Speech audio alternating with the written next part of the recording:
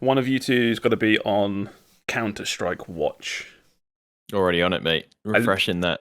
It's 4 minutes to 7. I feel like this is it. 7 o'clock. So Steam releases games at 5 p.m. So it's whatever's happening, right? CS2 isn't coming out today. What has happened? CS2 isn't coming out today. That's a bold claim with With everything that's happening, yeah. Yeah. Like I get what you're saying, and normally I would agree, but there's a lot of stuff that's indicating that something is happening today. It's also yeah, like you say, like, oh, Steam games come out whenever, right? But it's Valve own the platform. They can do whatever they want. We're releasing Counter-Strike 2 at 7:32 p.m. Yeah. The big one is it's just all the like Twitter. It's all the Twitter stuff. X, formerly known as Twitter. Yeah, I just scrolled past a tweet which is like simple and CS:GO 2 with like 23,000 hours, 767. So 23,672 or something hours, and I'm like, fucking damn. And I'm like, yeah, that kind of leads to, CS2 should probably be out, but why 7 p.m? Because it's not 6 p.m. now. That's literally why. Yeah. It's the Twitter stuff for me. It's the whole like dawn of the final day. They put their banner. What was it? 1 day remaining, and then dawn of the final day. There's just stuff. Yeah. There's just stuff. So we'll see. We have to wait and see. I mean, if we stall here for long enough, we could be here for the actual live unveiling. Yeah. Have you got party poppers and stuff? No, I haven't. I need to go make some food or something. I'm starving. You're not eating? What? No, I haven't. You silly Billy. Why would you start something that takes 2 hours hungry? Well, okay. I was napping, in my defense. Oh, okay. I was planning to make some, before podcast start. But it's fine. You guys can start. Sam, I presume you've got some things to say. And then I'll just sneak off and make a sandwich or something. It'll be fine. I don't even know. CS2 isn't happening. Napping is the poor man's dinner, right? That is dinner. Yeah, that's true. Yeah. Just like money's a bit tight. I'm just gonna sleep instead of eating today. That'll be fine. That's what I did at uni, I think. Okay, we'll just roll straight into the intro, and then I guess we'll just talk about something me and Sam whilst Will goes and makes a sandwich. Hello, everybody. Welcome back to the Game FourCast, our weekly game podcast where we get together and we chat about everything we've been playing and all the new news for the week. My name is Josh, aka BottlerWorks, and I'm here with Olive Meister Will, maybe. Hello, I'm here. CS2 is not, though. And Sammeh. Hello, me. All right, let's just chuck it straight to you then, Sam. What do you want to talk about this week? Oh God, right. Right. Let's start off with the new game, which is Paleo Pines. Oh, we'll start Paleo Pines. I do have a link for that somewhere. There we go. Yeah, it's basically off the back of Fae Farm, which I had an absolute wonderful time with. Yeah. I really just wanted to get into another like farming sim game. No, that's fair. It's like the game ends and you're not ready for it to end. Yeah. And it's like, oh, I need something else now. But like, Fae Farm had more for me to do, but like, I need that story bit. Like, I need a reason to do things. I can't sandbox. Yeah. Which is when you just do things for doing things. Can't do that. I need in 20 days time something's gonna happen. So I'm the exact same. I'm the exact same great. in every game that I play. I feel like if it's just literally sandbox and I have no direction, I just get like what's the term? Is it called decision fatigue? Choice paralysis. Yeah, it's just like where you can do so much. It's like, well, yeah, I kind of don't feel like doing any of I don't want to do any of it then. Yeah, I'm just gonna not play. Yeah. So I'm playing this, and it's out the gate. It seems fine, and I like. There's two mechanics I'll go into shortly, which I think are fantastic. Yeah. But for story reasons, I had to befriend a certain dinosaur that could break rocks, right? Perfectly fine. It's literally what it's about, is befriending dinosaurs that each are own, like, specialized in doing their thing. Yeah. And so I tamed this dino, but what happens is you gotta take them back to your farm, you've got to build them a pen, you've got to feed them their favorite food, right? Standard, standard chill game, Chill raise vibes. animals stuff, chill vibes.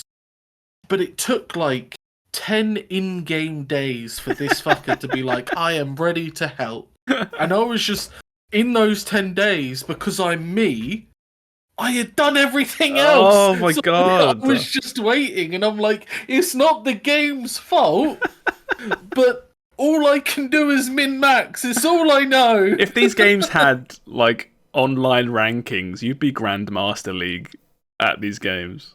So that started to get to me, but again, I knew that wasn't the game, that was me, right? Yeah.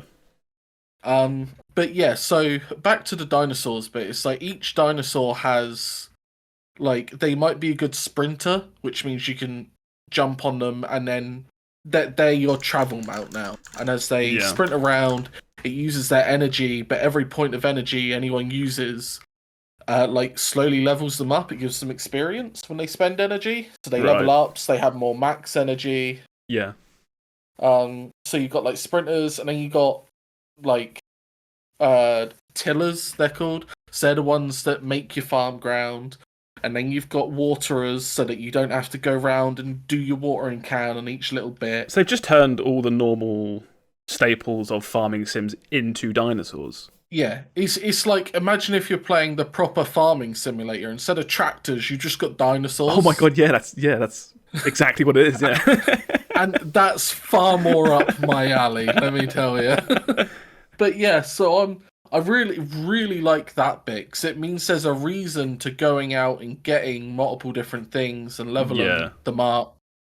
And then the other thing it does is when a crop is fully grown and you pick it, it changes the soil based on what crop was there.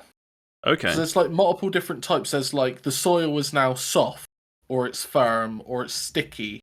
Like, depending on whether the crop was lovely sticky soil, water-based or not water-based, stuff like that. And then each crop has their preferred soil type to be grown in.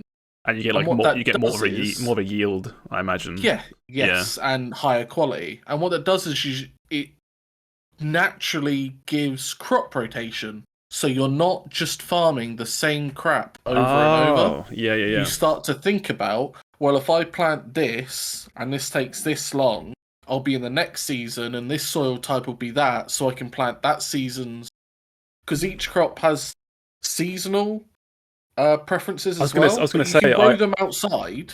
I assume that a crop you won't get as many. I assume that a crop doesn't turn into its preferred soil type, because that would just, like, encourage perpetual growth of the same crop, right? No, it's always a different one. Right, okay. And I like that. That's a good idea. That's a good idea. And it's currently my favourite mechanic that I've seen in these types of games. Yeah. Because, like, whenever we play this, again, a me thing, I'll find whatever grows the most, or whichever produces the most money, or whatever I need, and I'll always have a little bit where I'll get, like, right, well, that's my patch of 5 tomatoes, 5 garlic, like, just so that I've got a stock of stuff. But this is my 2,500 blueberries. Yeah. So yeah, it's really cool that it encourages you to be like, wait, your spring onions have grown, so now go plant some carrots. And then they're grown, so go plant some potatoes. And it's like, yes, in the end, all it's done is it's added an extra step. But it's nice that it's there. Well, it's something different, isn't it? Yeah. So that's cool. Those are the big major changes to a standard farming sim game. What do you think of the graphics for this game? I don't really mind them. I know they aren't like fantastic. Don't get me wrong. I think personally, I like these graphics even less than Fae Farm. I didn't really like Fae Farm either. This game has a really specific vibe that I can't, like, get my head around. It looks like you may or may not have seen this. I have 3 really young nieces, and this art style looks like YouTube Kids. Like, like Oh yeah, like the nursery rhymes and like the weird videos that are on, where it's like really quick CG that's like pumped out really quickly for children because they don't really care. That's a really horrible thing to say about this game, but I feel like that's exactly what it looks like, either like deliberately or by mistake. The reason the graphics actually grabbed me a little bit more than other farming sim games is because I'm kind of done with the not pixel art, but you kind of that top down. Yes, like and I don't want to say anime because you could argue that this is anime, but I don't feel it is. No, this is not anime. Like I said, this is like CG. Yeah, I'm kind of done with the standard top down anime. Like I was gonna get what was Rune Factory? Yeah. I think Rune Factory 4 was on Game Pass, and I was like, that's what I want, but I've played so much Rune Factory before that I know that that game's is just going to be literally the same, and I need that little bit of something different, even if that different is not as good, which I as I said, I prefer this, but I need something, some form of different spice to keep me interested. You've gone so ham on. You've gone so ham on these types of games. Like, I can't believe you're still going at this point. You're not sick of farming games. Just got the craving for it. And again, I don't play them like I would if I'm going ham on a game. I would play it all hours of the day. Whereas for this is more of I play it for 1 or 2 hours, get some stuff done, come back to it the next day or the day after. But it's always there for me to just chill to. Yeah. And progress through. So yeah, that's kind of been my thing. I've unlocked the forest area now that my dinosaur's decided he wants to fucking help me break rocks. So that's cool. We'll see what's in there. Got some new dinosaurs in there to go tame. Go mooch around the forest for a bit. Yeah. So I like that there's like so many of these types of games now that it's almost like designed by I don't know what you call it, but it's like every time one comes out, and like you said, there's always like a couple things that they do really well that gets like folded into the experience, and then the next one comes along and they add like a couple more things, and it's just like one by one these games are getting a bit better every time. Yeah, they're evolving. What was the MMO one that came out that people played and then kind of stopped playing? Really recently. The what one? Sorry. The MMO one. Oh, you know the one, Paleo. Yeah, Paleo. Because I was going to say, I have no idea what you're talking about. So no, yeah, you do. There was Steve was talking about it loads. Everyone started doing like the open beta on Will's Discord. Everyone was playing it. They're making houses and farming, and it was an MMO. Paleo. You must know. No. Really? Hang on. Yeah, I have no idea what you're talking about. It's definitely called Paleo. Right? That one. Yeah, it was everywhere for like a week. Yeah. How did you miss this? There you go. Paleo. Played the open beta for free. It was like a MMO farming game with fishing and Animal Crossing like house building. Yeah. Huh. I'm genuinely shocked that you somehow missed this. It might have just been because it had the MMO tag, so I got very put off by it. Maybe. You should definitely give this a look. I haven't played it, but I know a lot of people liked it when they did play it. Yeah, yeah. If you still got that itch after the dinosaur one. We'll see how it goes. I'll shoot you a referral code, Sam. Cheers, bud. Appreciate it. Hook me up. But yeah, so outside of that, I started Cyberpunk 2077. Oh yeah. I've bought the DLC. Yeah. I've not got there yet. I have very mixed feelings on Cyberpunk. Oh, really? I'll let you go first, but I've got some stuff to talk about this as well. Like, so, you finished it before, right? Or you played it before? No, I dropped this game. I didn't get far in the story, but I did a lot of stuff. I got to like level 35 odd. Right, before I dropped it. So the new talent system and leveling up gives you an attribute point to spend and a skill point to spend. Yes, yeah. Fantastic, love it. I love the way that it's like, it makes it feel like your starting stats are important, and they are not. Like the highest you can go is 6, and you need to be like 15 if you want to get halfway through a tree. Yeah. So it doesn't matter.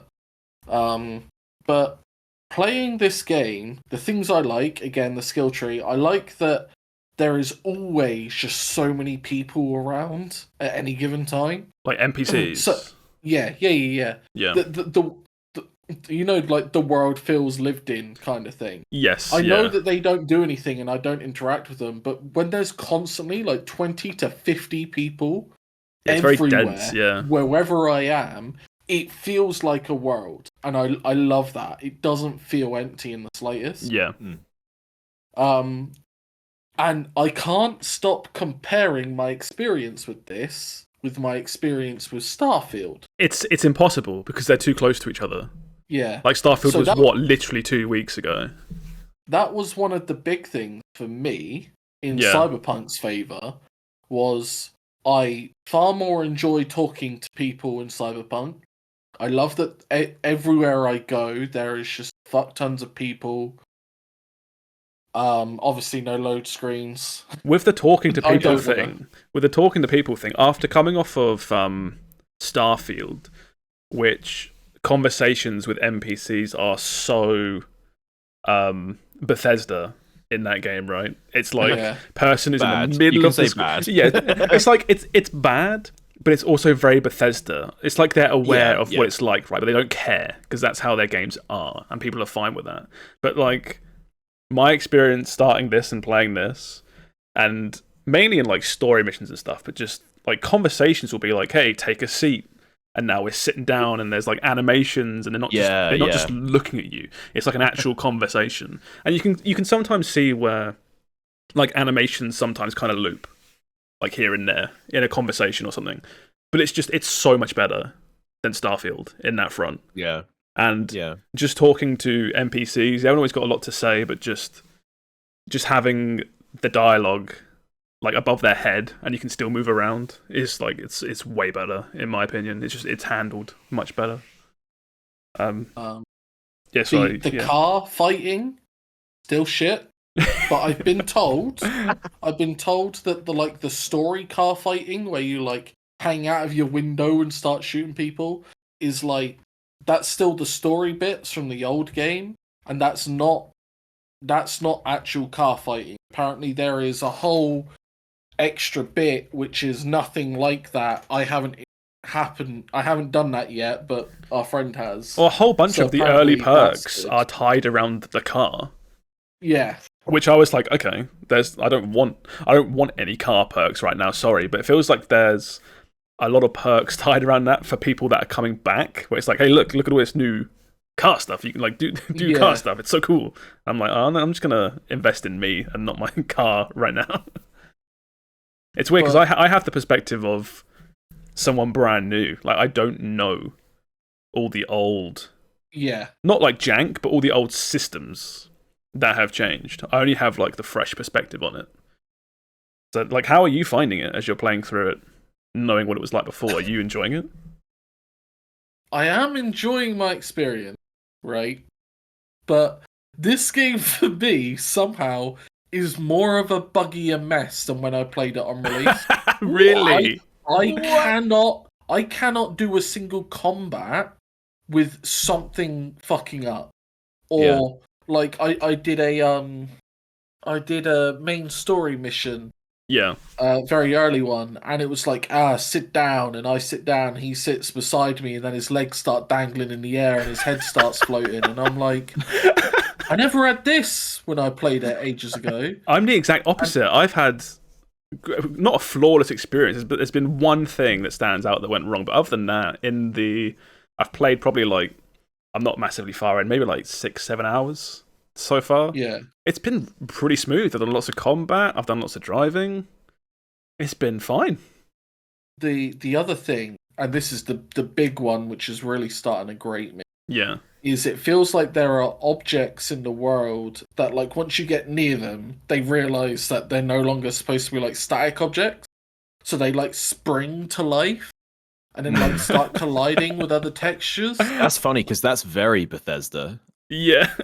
When you And, walk like- into a room and it's like all the mimics items just suddenly spring, like, oh fuck, he's there. And Yeah. yeah. Well, it's like that. There was like 9 tires all tied up, so I'm like, right, I'm going to use them as cover. So I like run, jump, slide, get behind them, and now that I'm in proximity, all the tires like Yeah. bounce off each Boing. other because they're like, oh, we're supposed to be tires now.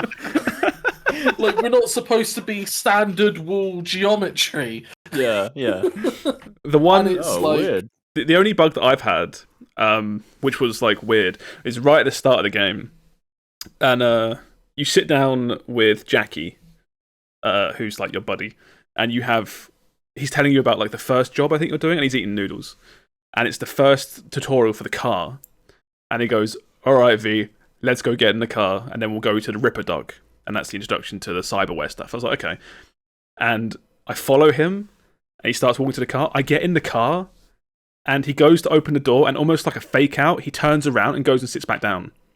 And I'm like, He like punked you. and then all of a sudden I'm like, did I like mishear? Like, is he not getting in the car? I must have misheard. And then I couldn't drive the car. The tutorial was like, press W to drive, you absolute moron. Like, come on, let's go. And I just can't move. And I get out of the car, and Jackie's just sitting down eating noodles again. And I'm like, what is going on? So I googled Finish it. his noodles, man. So I googled it, and people were saying this is a bug from 2 years ago, but also in the 2.0 release. And they're like, yeah, just walk to the Ripper Duck. So I walk there instead. It's just down the road. It's not far at all. I walk there, and Jackie's just in there already, like macking on the woman. He's like, "Hey, V." I'm like, that's the only issue that I've had so far. Everything else has either been so minor that I don't care, or just not at all. Basically, I'm having a great time with this game. I don't want to like cut you off before you're done, Sam. I'll let you finish up what you're doing. The biggest issue that I come across is the gunplay experience. Yeah. And I really don't know. Like, I don't hate it, but I've just come off of Starfield, where the one thing I really liked in Starfield was the gunplay. Oh, okay. And now I'm playing this, where I'm like, it's not bad, but it's not as good as what I was just doing. Right. What in Yeah. terms of like what is it like? Not like the sound or the animation, or a dude's too spongy, or Dudes No, are quite well, spongy. the At one least thing for I me. like for is, me. see, I think they're not spongy. That's the one thing I quite like. I'm both playing with the update, right? Yeah, we're so opposites here. But then I'm doing like a stealth build, Right. and a headshot build. So like my whole thing is if I hit a headshot, so I do 3 to 4 times damage and shit. Yeah. But no, it's just when I'm doing the stealth stuff, great. When I'm in open combat, that's when it feels worse. And it's not that it's bad, it just doesn't feel as good as Starfield's open combat gunplay. fair enough. I don't think I'm quite far enough in it to make an actual. Like, I don't want to start talking like I'm giving a review, because I literally just have basically first impressions, right? Yeah. But I feel like, so I'm building more towards like a sniper / run and gun build. I know it's like polar opposites, but I kind of want to like snipe. I was gonna say. I want to snipe for a bit, and then if it goes tits up, I want to start running around and just SMGing people. That's kind of what I want to do, right? And for me, the characters do feel kind of spongy, but I really like the first. I immediately went for the perks where it's like you can reload while sprinting, you can shoot while sprinting, you can do like basically I want as much maneuverability as possible.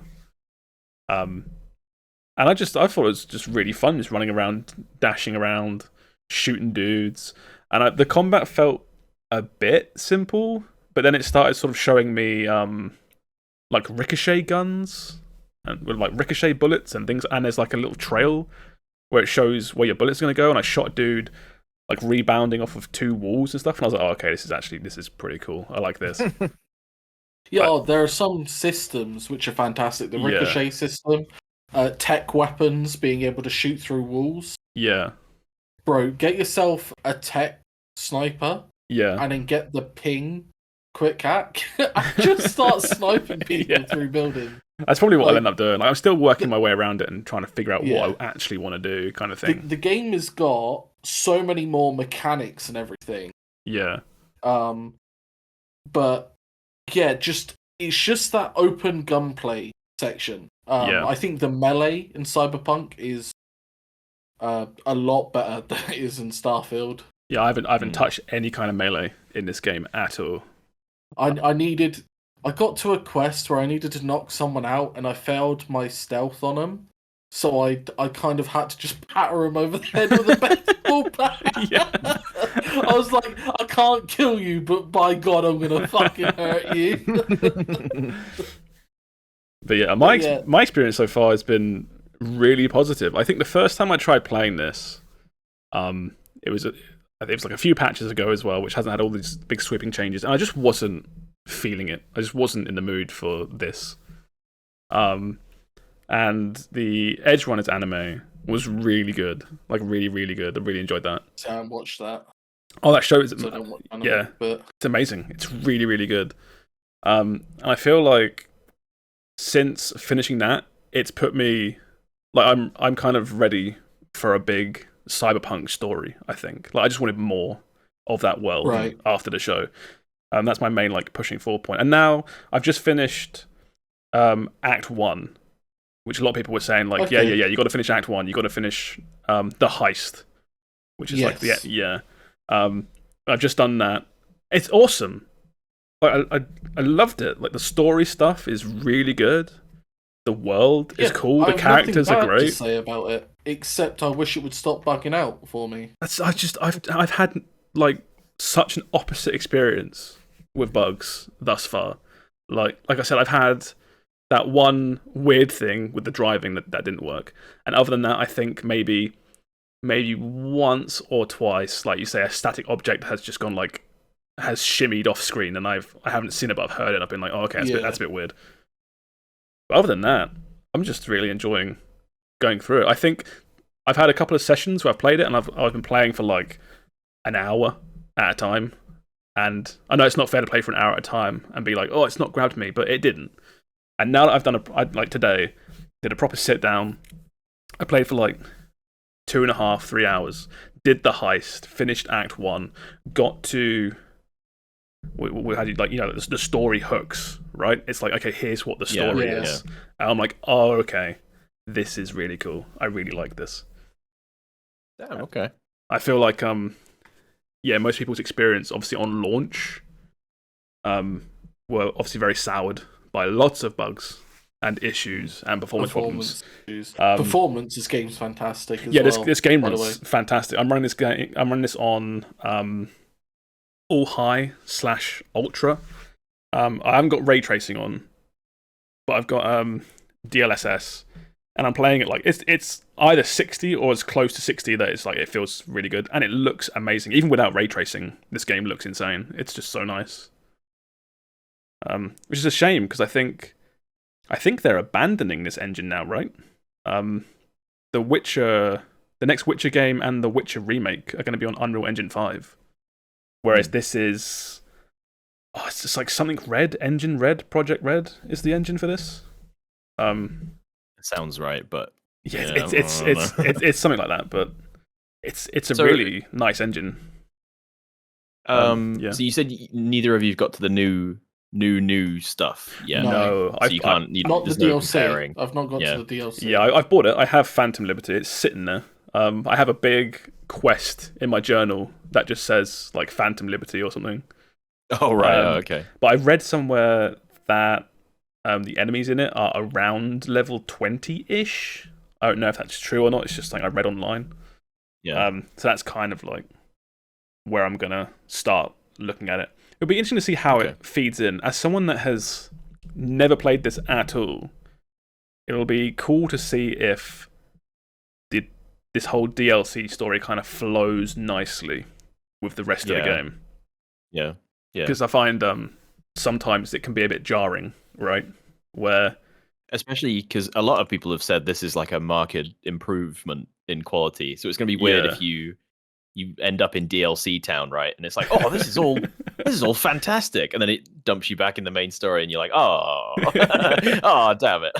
it can also be a bit jarring as well when you have a certain expectation of what side quests are, and then you start this big DLC one, and it's like you say, it's so remarkably better. It's like, oh, well, now I kind of have to finish this because jumping in and out of main story and DLC might be weird, or it might like flow weird or something. But I'm excited to try that. I'll get around to that at some point. But yeah, I just really like this universe. Is so cool. It's so nice. It's so like neon and vibrant. But then you go in like alleys, it's all shitty and gross and. Okay. I mean, yeah, I think it sounds like it's about. It sounds like it's the game, at least or close to it, that they originally promised. Yeah, it's not perfect. Like Sam Right, said, so it has problems. It still has bugs. But Yeah. this is probably going to be as good as it gets. I imagine. Yeah. I imagine they're going to start wanting to probably put a lid on this now and actually moving on after working on it for another 2 years. Yeah. Do you know if there's any more plans for? Because wasn't there was supposed to be like a multiplayer mode and like There was supposed to bunch of be other stuff? there was supposed to be a multiplayer mode and I think 2 sets of DLC. Yeah. Obviously, it got way squashed. I sort of stopped following, right? So I have no idea if that's still happening or. I'm pretty sure they just got cancelled because that development time, I assume, literally just got moved to fixing the game. Yeah, exactly. It's like we can't make DLC for this. We have to fix our original game first, and they've done a good job. So, but yeah, it's weird to see Cyberpunk not only in like a really good state, I feel, but the reception has turned around a lot, which is interesting. Yeah. I don't think people should forget what happened because it was the condition it launched in was really bad, and they did hide it from people. Yeah. But at the same time, I think it's good that they went back and at least attempted to salvage it, right? As opposed to just being like, yeah, Cyberpunk sucked. Next game will be better. Yeah, sorry about that. Anyway, Witcher 4. Yeah. Yeah, see, I didn't think I was ever going to give Cyberpunk another go. Yeah. And they've released this DLC, and the DLC is getting like mad reviews. Yeah, people are enjoying it, yeah. So it's like, oh, for sake, fine. It's got its 2.0. It's got some great DLC. Let's give it a go. And I'm literally just doing the same stuff that I've done before. Yeah. And as much as it has been buggier. It's not been game breaking. Like nothing has ever been game breaking. Just if anything, immersion breaking. Yeah. I don't know how much I care about, but it's noticeable. Is it like a thing of like you did all this in the worst version of the game, so it's kind of like even though it's technically better now, it's still. You're just like, but I did this. Yeah. It's got a fresh coat of paint, but it's the same stuff. This game, when I talk about it, I'm now like, this game's actually not doing anything badly. I don't have that positive of an opinion yet, because I'm not doing anything new. I'm still doing all the stuff I've done before. So it's interesting the parallels to Starfield, because I feel like the state this is in now compared to how this launched, what was it, like 2-3 years ago now? It's kind of, it's not the same, but it's how I kind of want to treat Starfield. Where I played Starfield for like 6, 7, 8 hours, and I'm like, this is fine, but I kind of want to come back in 2 or 3 years and play a version of this game that runs better. I'll have a better PC by then. There'll be mods to fix a lot of the stuff that I don't like. And I'll play some fan version of Starfield 2.0, like there is Cyberpunk 2.0. I will do that instead.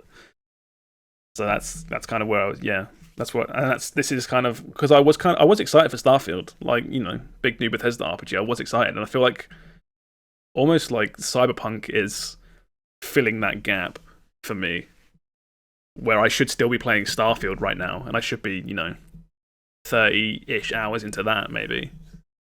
I've just stopped that, and I'm just going to play this as my sci-fi open world kick instead. Yeah. Do you think you'll play this, Will? There's only the two things are like I still feel kind of like I don't know if I want to support this, right? I completely understand that. Yeah, which is stupid. I know. No, it's that's completely that's completely valid. Yeah, I don't like. Yeah, in general, I don't like this. Release a shit game and fix it later, right? But also it probably just won't run on my PC. So yeah. But I do want to check it out. I do want to, especially after seeing everybody rave about this DLC and this update. I do get what you mean about not wanting to support it. It's like we were saying how it's really cool that they fixed it, but the state it launched in was so dire when it first came out. Yeah. And yeah, it's crazy how quickly people forget. As soon as you just make it good. Yeah, I saw so many people like, man, pre-ordered Phantom Liberty, can't wait to check it out. I'm like, you learned nothing, did you? Yeah. What the fuck, guys? Come on. Oh god, it's completely true. But yeah, then again, I played World of Warcraft Dragonflight. So what did I learn? You know, it's always like emotion. We all have our vices. Emotions are very powerful, right? It's crazy how quickly you can just get excited and be like, you know what? I don't care if it might be bad. I love this thing. I'm gonna do it anyway. Yeah, you know. And to be fair, there was a lot of people who they threaded the needle right on Cyberpunk 1.0, and they were just like, yeah, it was fine. It was all right. It was a good game. I heard that, and I don't believe that. I'm not sure I believe it either, but I do know some of those people, yeah. It's like when certain people... It's like when a game runs poorly, right? And it's like notoriously running poorly for basically everyone. And then someone says, runs absolutely fine for me. It's like, I'm not saying you're wrong. I just think I think what we define as fine is different per person, right? So someone's playing Cyberpunk on launch, and they're like, it's not that buggy for me. It's like, no, you're probably just not as affected by seeing someone T-post, or you just don't care, or something, right? Yeah. You just don't care as much. Yeah. Which again is fine if that's what you're into. People play games at like 20 FPS on console and love it sometimes, so it just is what it is, right? True. But yeah, this is purely first impressions for me. I'm going to be playing this for a bit. It's really cool. I'm enjoying it. Just going to chip away slowly. I get that it's massive, so... And it's also still tons more stuff coming out soon as well. I think that's part of my reluctance to try this, is I've just played an awful lot of really big RPGs, and it's like, I just don't have time to get into another That's one right fair, now. yeah. Well, there's one thing me and Sam could talk about really quickly without spoiling anything, is we both just finished Sea of Stars, which we spoke about this a lot. Was it last? It was last week, wasn't it? Yeah. But me and Sam have both put a bow on this. This was really good. I'm not going to talk about it for ages because it's we've done it already. I really enjoyed my time with this. What a cool surprise little sleeper hit that came out of nowhere. How far are you now, Will? Not much further than where I was before. I think I'm still on the way to get to the last party member. Yeah. And it's all right. It's good. Yeah, I capped out around, I think, 24-ish hours. Yeah. I ended on 30, but I did all... Sam did everything. I ended on like 33, 34 with post-game. Yeah. It's got a cool ending. I don't think it entirely sticks the landing, but I don't think that devalues the rest of the game. I think the game is still solid. It's just... There is a world where in a different year... Yeah. This game could have been some people's game of the year. Yeah, absolutely. Yeah. I think it might even be this year for certain people. Not as many as it could be, like you say, in another year. But anyone that's likes this, surely they're playing Baldur's Gate. Like, if they like RPGs enough to play a pixel art turn-based RPG, Yeah, I get what you mean. I'm Yeah. sure Baldur's Gate is somewhere in their repertoire. You say that, but I haven't played Baldur's Gate. I like RPGs. Baldur's Gate is. I feel like both Sea of Stars and Baldur's Gate 3 are both RPGs. Like, obviously, right? But to me, they both feel like they're opposite ends on the spectrum of what an RPG is. One is 3D rendered AAA open decision turn-based, like not grid. Is it grid system in Baldur's Gate, or do you still just walk around? No, it's not. Yeah, it's not gridded. Like Western RPG, I guess you would like say that sort of thing, like Dungeons and Dragons. Whereas this is it almost sort of feels the opposite, right? It's like No, I agree. I think what we're discovering here is that you're the weird one. Because I genuinely believe anyone that would get something out of this, Baldur's Gate has to at least be on their radar. That's yeah, okay. I get what you're saying. Like, you're both right. They're so different, but also, yeah, if you're in, like, you hear about Baldur's Gate 3 before you hear about Sea of Stars. Sea of Stars, yeah. You only know about Sea of Stars if you know about Baldur's Gate 3, because you're that deep into either the genre or the industry, right? Yeah, that's like nobody who's played Sea of Stars doesn't at least know about Baldur's Gate in some form. There's no way you reach Sea of Stars avoiding all references to Baldur's Gate. And I get it, they're like completely different experiences, but like, goddamn, that Baldur's Gate, that game is just goddamn. Really good. That's the thing. I actually think Sea of Stars was literally fantastic, and it did do this thing at the end, which I didn't like. But that could just be a personal thing on the story. Yeah. But literally, this game was just great, and all the side content was not grindy in the slightest. It was literally just fucking go somewhere, do something, let's go. Yeah. Like, not like go fight every monster that's ever lived and go. I guess you had to collect all of the collectibles, but chances are you had most of them anyway. Like, they're so obvious. There's no hidden chests in this game. They're always at least somewhat visible. Yeah, I ended on 40 out of 60 collectibles, and the game said, game's over. Here's the credits. Story's wrapped up. If you want to finish the game 100%, you need all collectibles. And I was like, that's not happening. I'm afraid I'm done with Sea of Stars. Is it like 100% like true ending stuff, or is it like? Yeah, it's true ending. It's true ending. You have to 100% to get the true ending. Oh, okay. But I feel like, personally, after an ending that I already thought was okay, I watched the true ending on YouTube. Like, I'm not embarrassed. Yeah. I died, that's what I did. And I'm not embarrassed. I have no shame. And I feel like, even if it was only like 4 or 5 hours of running around doing collectible stuff, and a few side quests, if I had done that and then got the true ending, based on what I saw on YouTube, I think I would have been maybe even more annoyed. I had to go for the true ending because I was annoyed with the normal ending.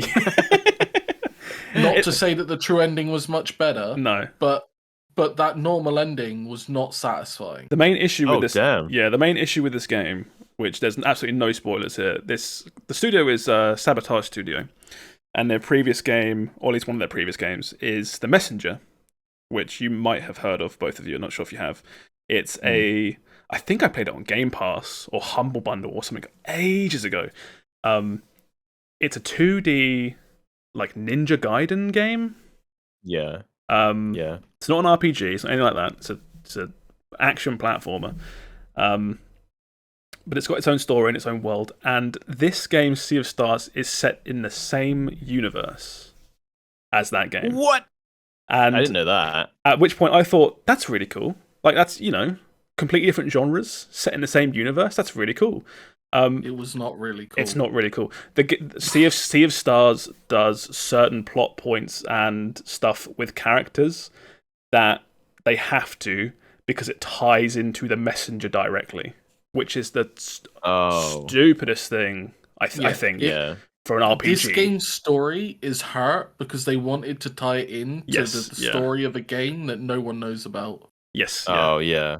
So certain characters and enemies and stuff literally leave the story with no closure because their story is tied up in this Ninja Gaiden game from 5 years ago. I did not know that. It's fucking annoying. It's really annoying. Apparently there's DLC coming for Sea of Stars at some point.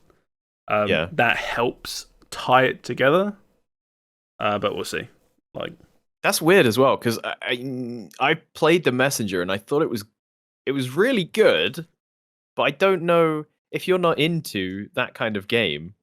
And you finish Sea of Stars and it's like, cool, go play this action platformer from 3 years ago, and you're no. The Messenger was also kind of I remember it being almost like a comedy, or it was kind of humorous, I think. Yeah, it was. Yeah, it was very fourth wall breaky too. Yeah, it's so bizarre. You should have just left Sea of Stars as it is and just tied it up, because the story finished, and I almost immediately started Googling because I thought they were plot holes. Because I was like, what happened to blank? What happened to blah blah? What about this? What about that? And stuff I thought were plot holes or just bad writing, I guess, aren't in the slightest. They're just tied into the Messenger. And I'm like, I don't know about that, Chief. That's I don't like That's that. Funny. You start Googling ending of X explained, and you end up on the wiki of a completely different game. It's hold on a sec, what? You actually do. It's no, blah blah doesn't appear again because blah blah is blah blah in the Messenger. And it's what are you talking about? Suddenly you're looking at a pixel sprite from a Ninja Gaiden game. It's that's not them. It's so weird. It's so weird. That's funny. Didn't like it. And despite that, I did every single achievement in the game. That's how much I loved it. Bar fucking one. I love this so much. Which is an achievement for using a certain relic and beating 10 bosses. And not only is it a hidden achievement, so I would have never known if I didn't look it up. Yeah. I have to New Game Plus to do it. So I have to start a whole new game to do this 10 challenge bosses from the start too. That is a significant chunk of time as well. I'm pretty sure the game only has 25 bosses or something. So that's that's half the game again. But if I don't, it just sits there on 99%. You're not going to do it, completed. are you? No, I'm not. No, I'm not. I've uninstalled Sea of Stars. I've completed it. I love it. I'm not doing that bullshit achievement. I want to emphasize, for me personally, I rag on the tiny details because I love the whole so much. As the overall product, I love it so much. I want to see it excel, right? I want to see it nail everything because I love it so much. And it's just a shame it's got these little problems here and there. But it's still absolutely worth your time. I mean, we spoke about it last week and said nothing but amazing things about it, right? Which I still strongly agree with. But yeah, be interesting to see the DLC and what they do next as well. Because I think if Sabotage Studio can kind of not come out of nowhere, but just, oh, by the way, we're making a Chrono Trigger-esque RPG now, and oh, by the way, it's amazing. Yeah. I'll watch this studio from now on. Absolutely. But yeah, you should still finish it, Will. Still think you should push through. I'll do my best. There's a lot of stuff I'm playing right now. Yeah. This is CS2 though. Hold on. Oh, CS2 check. Everyone hold on to your butts. No, nothing. Nothing. I can't believe it. Why would they do this? It'll be CSGO is officially offline. Oh, really? You cannot play CSGO and online anymore. Oh my god, can you imagine if they don't release CS2? They just take down It's just gone. They just take down Global Offensive and do nothing else. Damn, okay. Yeah, something's There's happening. already so many posts about I miss CS:GO, rip CS:GO. Mate, it's been like 35 Bring minutes. it back. I went on the subreddit looking for Counter-Strike stuff, just like, all the newest gossip about all this new Counter-Strike 2 stuff. And when you go on the subreddit and order by like top stuff for the week, crate unboxings of rare stuff get more upvotes than actual news about Counter-Strike 2. I just thought that was really funny. I'm like, where's all the new stuff? And it's like the tweets and the banners changing are like 5th down the page, and then like 1 to 4 is like, look at my knife. Quick topic on that. What happens to the CS:GO marketplace then? I think it all transfers Just rolls over. Yeah, it just rolls over. Yeah. Okay. From what I understand, like MMR and everything all resets, but all cosmetics get transferred over. I think the one thing people are still unsure about is VAC bans. So we'll see what happens there. It'd be a massive shame if just VAC bans are reset. All cheaters just come back. Yeah. But we'll wait and see. We don't really know much right now, I don't think. It's just waiting for something to happen, right? Yeah. I'm here. I'm refreshing. Okay, yeah, you're still on Counter-Strike Watch, okay. I'll keep an eye on it. Yeah. But nothing yet. Or to distract you from that, is there anything you want to talk about, Will, that you've checked out this week? I guess the two big things are the first one is Payday. We played some Payday 3. Yeah, we did, yeah. All of us, Steve included, and some other people as well. Everyone's on Payday. And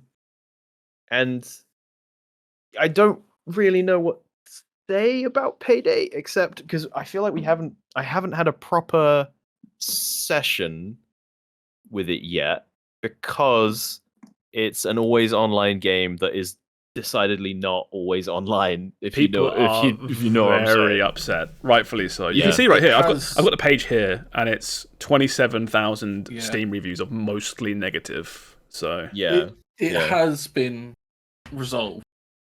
As of right now, it's basically playable, is what you're saying.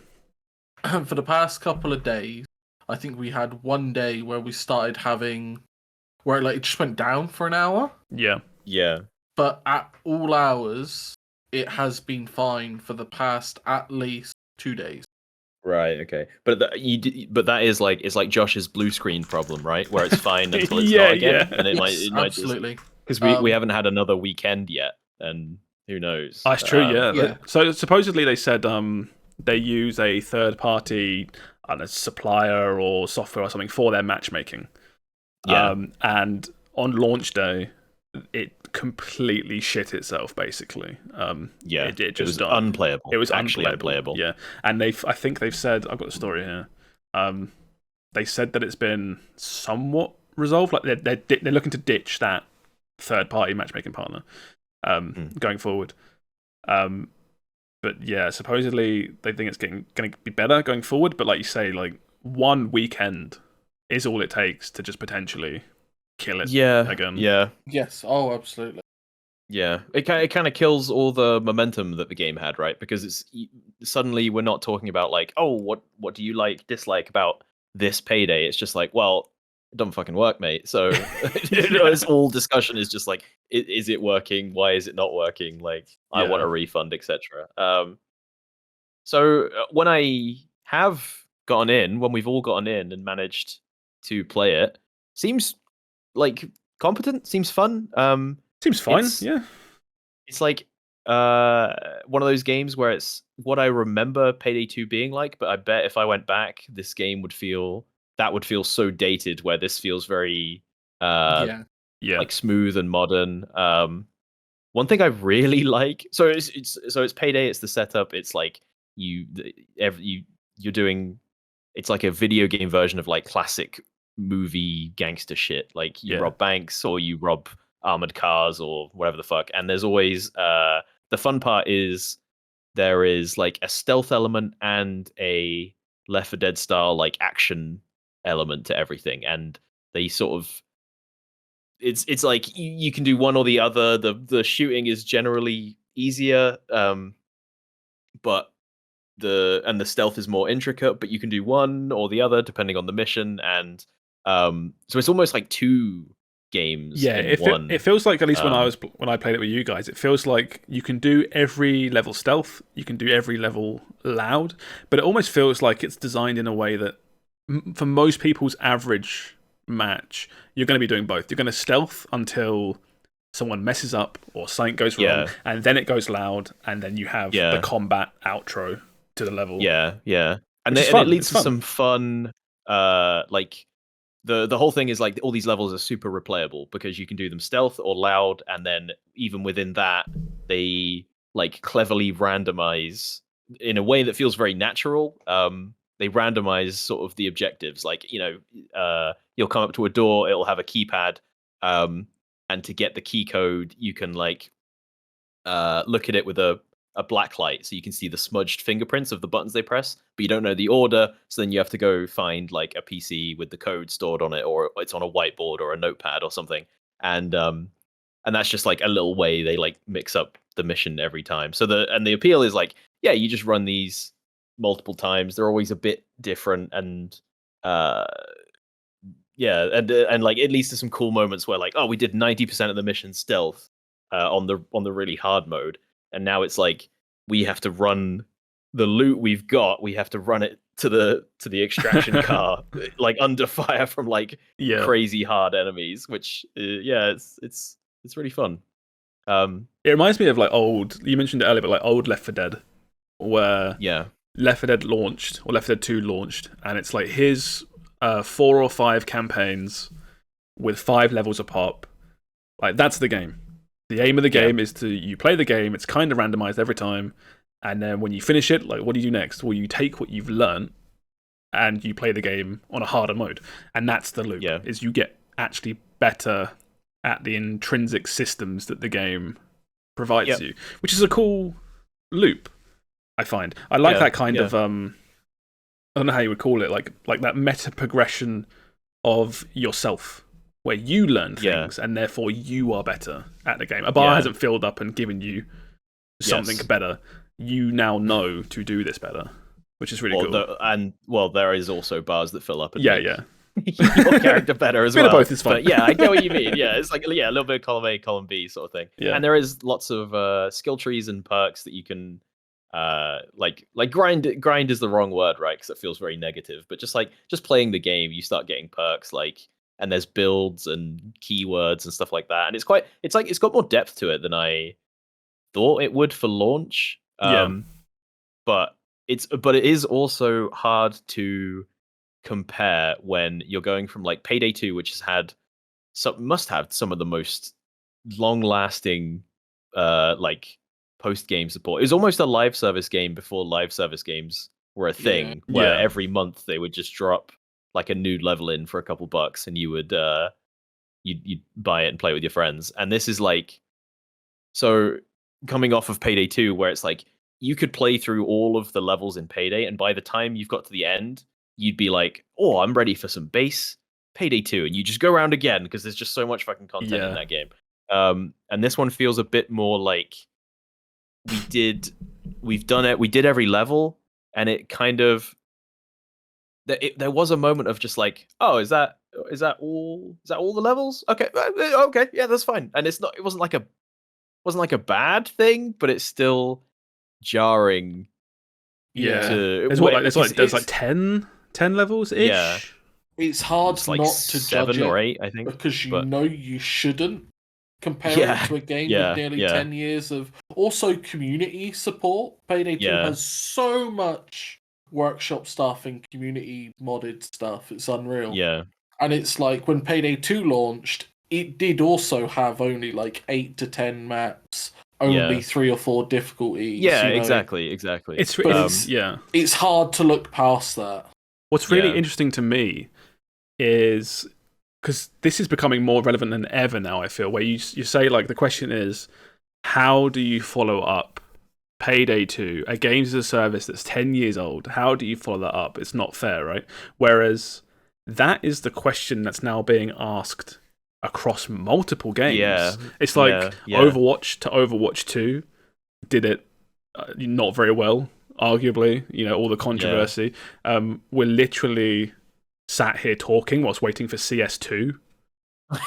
Yep. Which is that's the exact same thing. It's one. I'm not sure if I call Global Offensive a games as a service, but it's got its own like monetization and stuff. Kind of, yeah. And is what Counter-Strike is doing? Is this the answer to following up games as a service? Is it not having?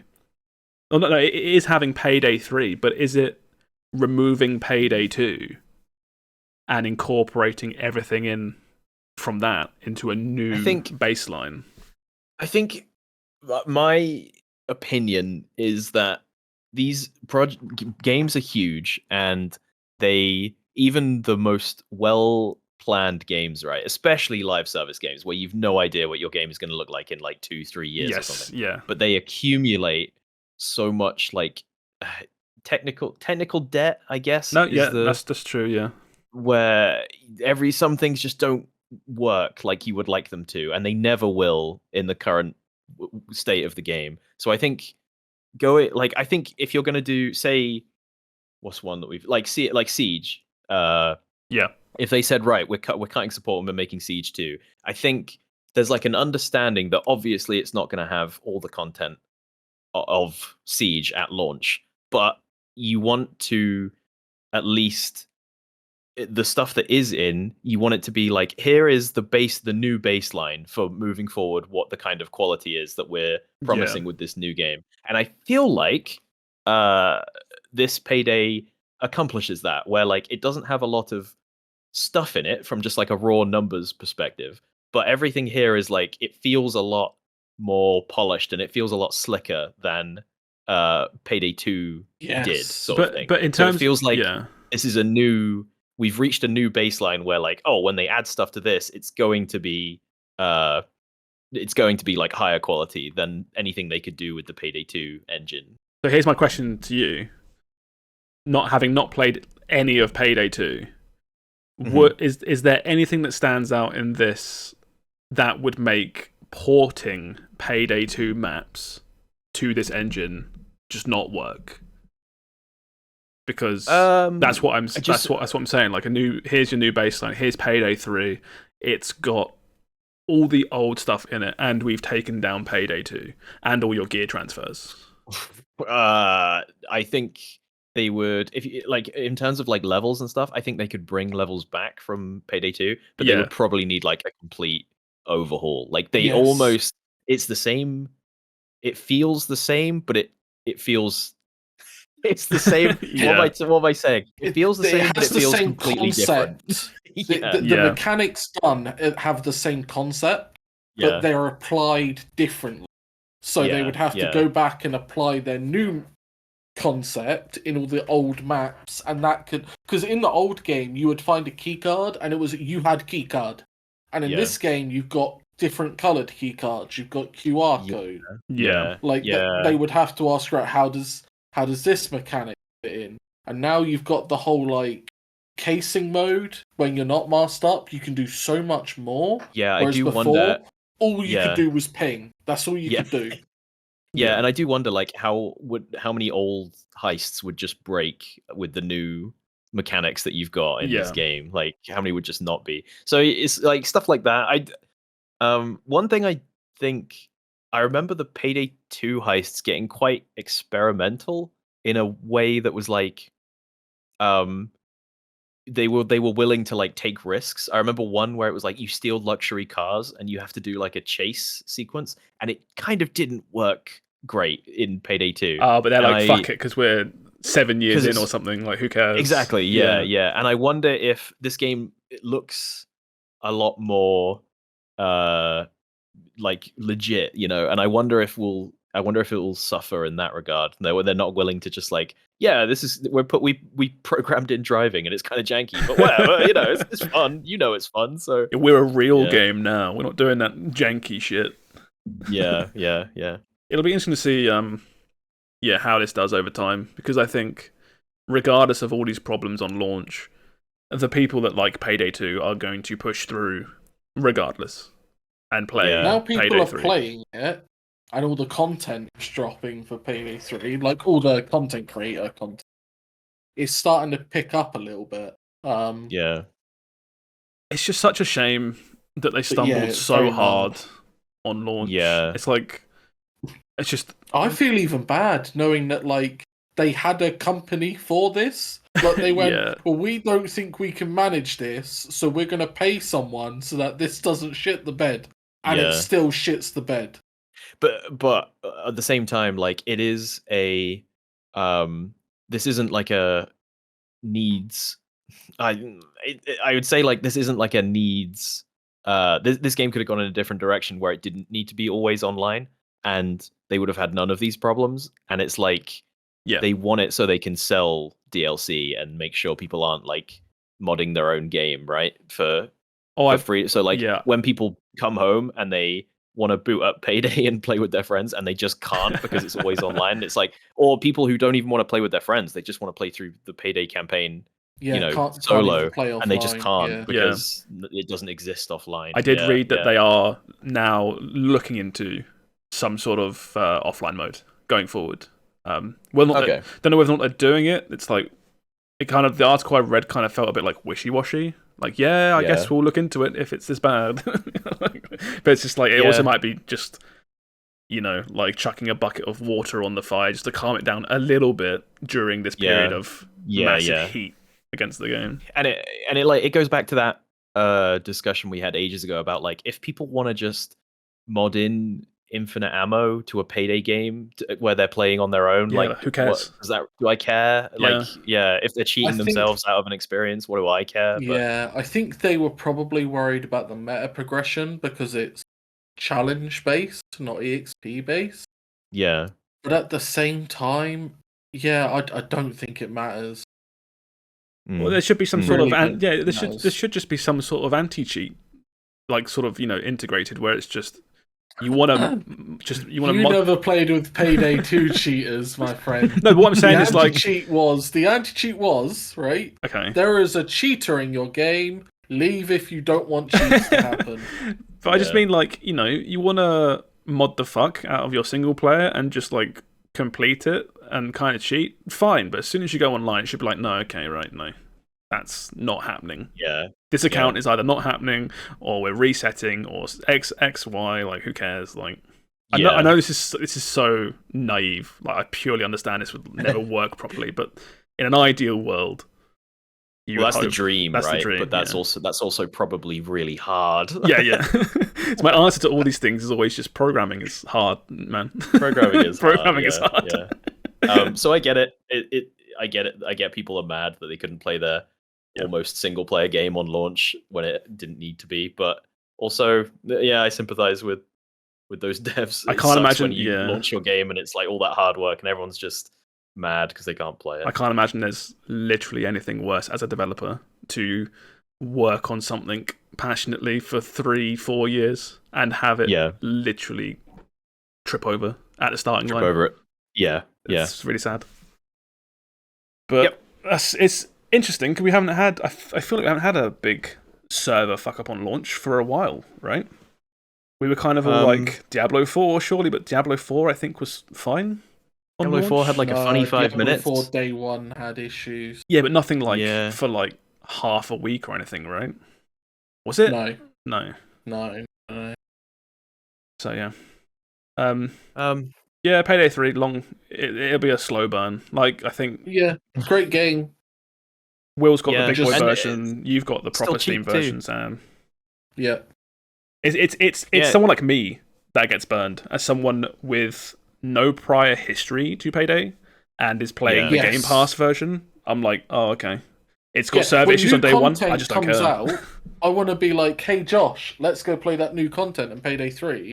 And I want you to turn around and go, yeah, fuck it, why not? Yeah, hell yeah, that game was fun on launch. I loved it. It was great. But now you're like, I mean, I can. Is it going to break and we're all going to sit on that social menu again for an hour and then go away and play something else? We can't play and go play Siege. Play Siege. Shall we just go play Siege? Yeah. Siege, which has successfully transferred to Siege 2 without a new launch. It's just the same game. Yeah. Because that'll happen at some point as well. All these developers at some point with long-lasting games are going to come to a point where it needs some sort of engine update or Yes. change or sequel, because the game just literally looks too old anymore, or it's got too much of a legacy. People don't want to play it anymore, right? I can't imagine Siege gets a ton of new players, right? I bet it's got a massive fan base of people that play it a lot and return to it. Yeah. But I can't imagine it getting tons of new players. I actually thought that about old school RuneScape, because they've had a bit of drama going on. Old school RuneScape again Haven't is they always got some kind of drama going But it's like, there are some games which are just trotting along, and I don't know if they get new players. well, that's the thing I think is they just have enough regular players. That's and it's funny because we have been playing Siege recently, and sometimes you'll get into a lobby with some guy who's like clearly new, and it's just did you just pick up Siege in 2023? Like, what the fuck? on year 8, quarter 2 or Why? something. yeah. Because that's what gets me is Siege still does its updates by like year name and quarter. Yeah. So it's like, here comes Siege year 8. I'm like, oh, you need to stop that year number at some point, because that is just that's a big That's red getting flag weird. for anyone that wants to like come in for the first time. Yeah. Old school RuneScape doesn't have any new players because everyone on the planet has already played it at some point about 15, 20 years ago. So they're all returning players, technically. Only returning players. Only returning players. But yeah, it's interesting. Fortnite does its they have chapters, but then they have not years, but I think like every 10 chapters they kind of wipe the slate clean. And they do like massive engine upgrades and stuff, because obviously it's all made by Epic on their own engine, so they just chuck all their new shit into Fortnite every 10 chapters, and like but it's just like the more stuff you make for your current game is going to make the transition to your next game so much harder. It's like right? putting it off, right? It literally is. Yeah, it is. Yeah. Because, maybe Siege should transition at this point. Is it too late? Is it literally just, like, so much content we can't? That's what I start to wonder, is just, like, because the smart thing would be to, like, ride the popularity now to make Siege 2 people excited for it, right? But is there just, like, no contingency plan for that? They're just like, people keep playing, we'll just keep making it, and then one day it'll all just disappear. Yeah. We ride this baby into the sun. That's what. There's only like 2,000 people left playing, and we're just like, well, can't keep servers up. See you guys. Well, here's a question for you. Like, realistically, do you ever expect anything called or resembling League of Legends 2?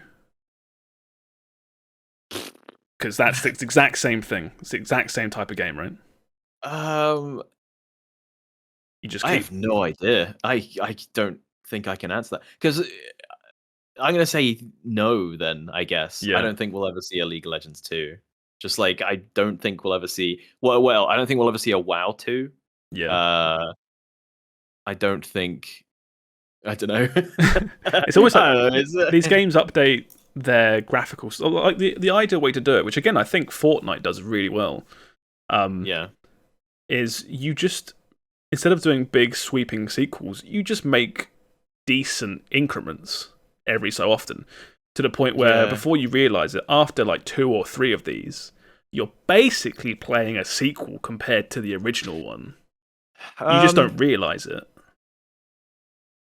Yeah, maybe. But like, I feel like there's a difference in Fortnite. Always felt like a game with forward, like updating in mind, whereas I feel like a lot of live service games we're playing at the moment were made.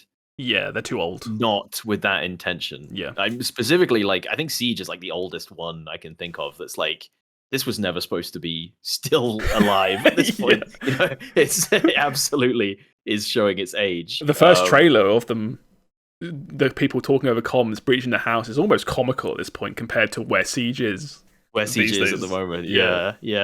And so, I don't know.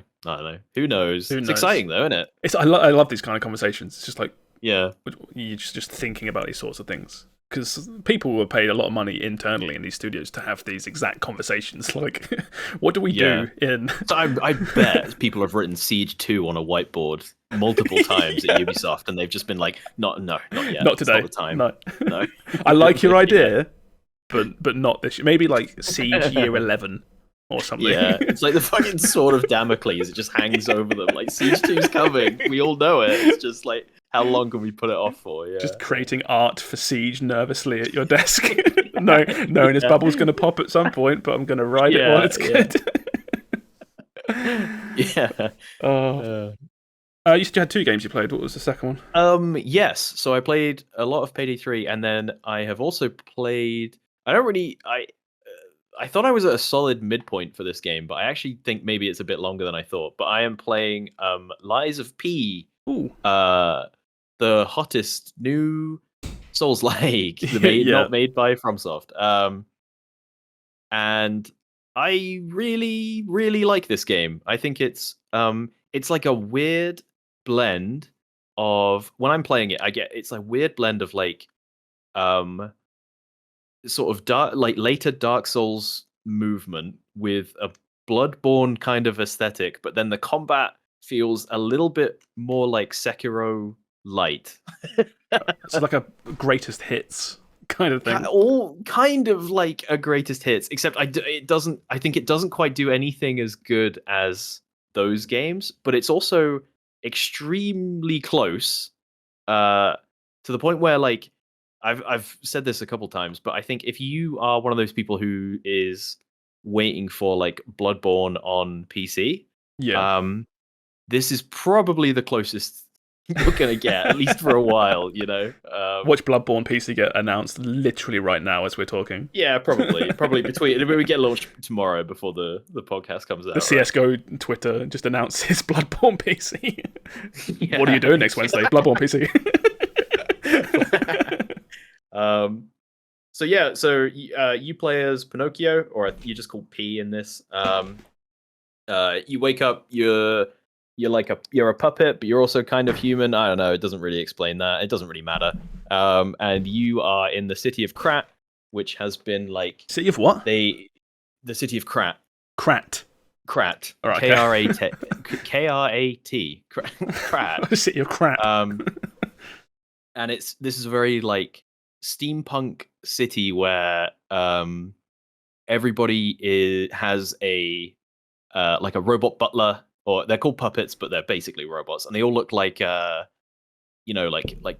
steampunky tuxedo tin men, you know. And everyone has like robot butlers. Everything's run by robots, and they've all gone insane, and you don't know why. And then you Dark Souls. You wake up, you have no idea what's happening, and you run around fighting monsters the size of London buses. It's a really cool premise. I really love the premise of this game.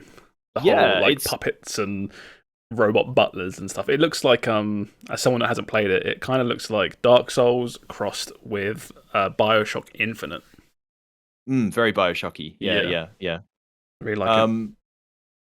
And I think the setting and like the enemies in general are really fun in a way that, like, I find a lot of Souls-like games they never endear me to their world, because they just make everything like miserable,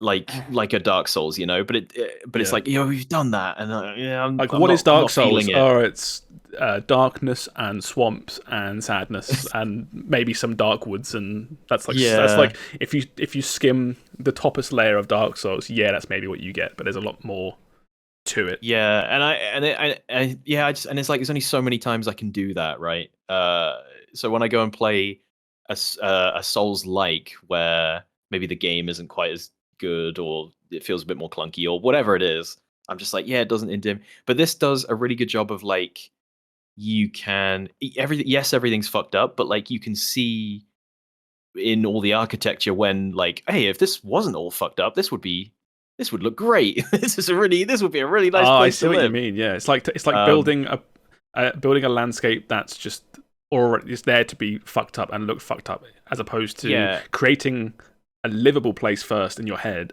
and then fucking it up. Exactly. Yeah. And it's kind of like BioShock, where the setting is almost like part of the character, right? Yeah. And it is interesting. In a way that I find where Dark Souls is like, oh, it's just ruins and it's time and who cares, just fight monsters, right? And this feels like a lot more like a lived-in, grounded kind of place. Even though there's monsters and fucked up shit everywhere, it's like, oh, but you're in the rich person district, so there's a lot of like boutiques and cinemas here and stuff like that. And it's like, that's neat. I really enjoy the world building in like the incidental world building, not like people are telling you if that just wandering about is like a really fun experience. And then the combat is good. It's a bit awkward to start off with. I feel like when I started playing, I felt like it was demanding like a level of precision that it just felt a little bit too clunky, where it kind of feels like I said, like it kind of feels like Bloodborne and Sekiro kind of speed, but your guy still controls like a Dark Souls character. And I was like, I don't know if I'm feeling this. That's kind of scary when you're already going in with a mindset of please don't be janky Dark Souls. Exactly, yeah. So I was really worried. I wouldn't say I almost bounced off, because this game does open very strong and I did really enjoy it. But there was I did have like the first couple of enemies where I was just like, ooh oh god, I don't know about this. But I think once you like settle into the like rhythm of it, like you do in like Sekiro or Bloodborne or whatever, and you realize like Sekiro, if you get the parrying timing down, it's like you're kind of invincible.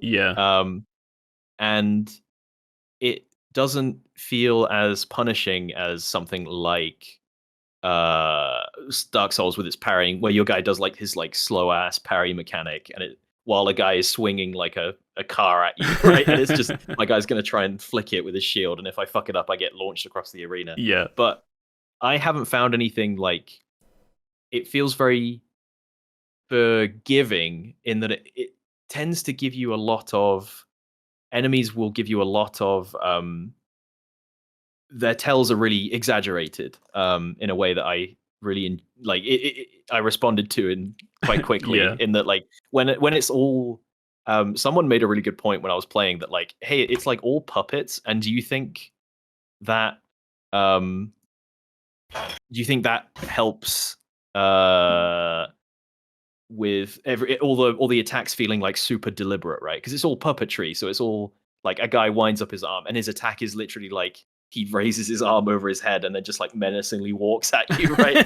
And it makes all the blocking and parrying, it makes it all feel very like deliberate. And you get the same kind of rhythm you do in when I played Sekiro, where like after a while it was just like, I have this guy, I've died to this boss like 3 or 4 times, but now I've got him down, and I am just by the time you get the run, the guy is like, he can't touch you, sort of thing. It's like a puzzle that's been solved. Block, hit block, and then do my big move here because he's staggered and stuff like that. And it's very, very satisfying. I'm looking forward to playing this at some point.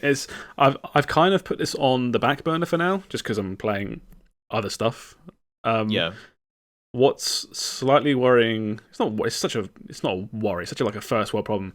You have Lords of the Fallen coming out soon as well, and I like Lies of P. It looks really cool, and so does Lords of the Fallen. And if I have both of those on like my plate, and if they're both good, I'm not going to play them both. It's just I can't do 2 Souls games. I get that. So I'm going to have to make a choice soon as to which one. Which one will get played? Yeah, I mean, I don't. We don't know because it's not out yet. But it'll be not out yet. I can't make a call on it. But I guess it's like this is if you are absolutely jonesing for some kind of Souls experience, right? This is a really, really good one of those. Probably the best not from Souls game. I know what you mean. Yeah, you've got like If that makes sense. This is the Yeah. closest I've come to been like, damn, FromSoft could have made this. Yeah, yeah. there are other games that are, people are like, oh, this is just like Dark Souls, but it's like a 2D game or something, right? Yeah. Whereas this looks like the closest good Souls game that isn't actually a Souls game. Yeah, pretty much. Pretty much. I think that's basically it. There's a couple of things really annoyed me. While a lot of moves are very deliberate, it does the thing. Everybody memed on the first boss in Elden Ring because he held his attacks for so fucking long. It was like comical, where he winds up a thing to like swing, and then he just stands there, and you're like, Is that a guy on a horse? no, the Margit. Oh, Margit, yeah. Stormvale Castle. I guess it wasn't just him, but like he's the one everyone focused on. But some enemies in this game they'll have like attack chains where they like raise their weapon as if they're going to hit you, and you just stand there waiting to block, and then you both just stand there looking at each other, and you're just like, can I go? And then you go, right, I'm going to hit you, and then as the second you go to swing, he just like bonks you on the head. Like, motherfucker. In his head, he's just like, oh, get baited. Yeah, exactly. And it's like, and again, it's you do one of those things. It's like you pick up on it, right? So it's not so bad after a while. But like some of those early enemies, man, it's so ridiculous because if you just run up and hit them twice, they're dead. But because I'm trying to like learn the systems and be like, okay, this is a parry heavy game. I want to get good at the parrying early. So we just run up to a guy, he aggroes, and then we just stand there looking at each other while he holds his like. And the first guys as well are just like robot butlers with candlesticks. So we're just stood there like looking at each other, and I'm just, I know as soon as I move, I know you're gonna hit me. So just let's get it over. It's like it reminds me of like old Assassin's Creed, like Assassin's Creed 1 and 2, mainly 2, I think.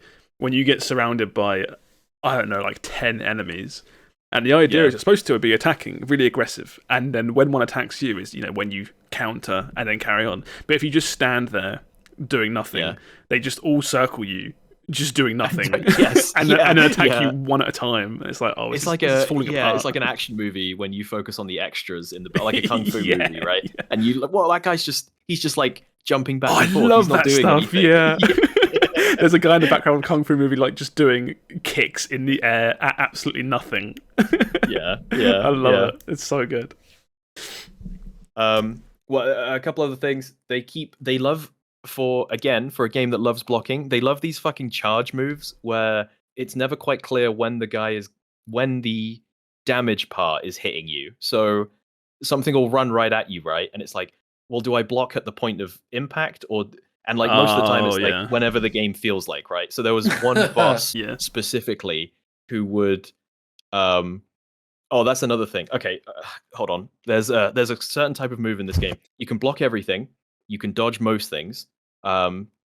Except there's no like iframes in this. I haven't done a lot of dodging, but it doesn't feel like the iframes. If there is, they're not very generous. So it's like you can't if a guy swings at you, right? In Dark Souls, the common thing is to just like you dodge into it, and then because you've got iframes from the dodge, his swing just goes straight through you. And you got like a second of iframes in like Dark Souls. Yeah, this was kind of like no. Things will if something swings at you and you dodge it, unless you perfectly time it, it will hit you. And there's even a type of move where the enemy will glow red and he'll wind up a big attack. And the first time it happens, it does this tutorial pop up where it says these you cannot. The specific wording is you cannot dodge or normal block these. You have to perfect block these. So it means that like all bosses and most enemies have a move which was like they glow red, they wind up this huge attack, and you have to perfect parry it, or you get flattened or thrown across the room or something and take a ton of damage.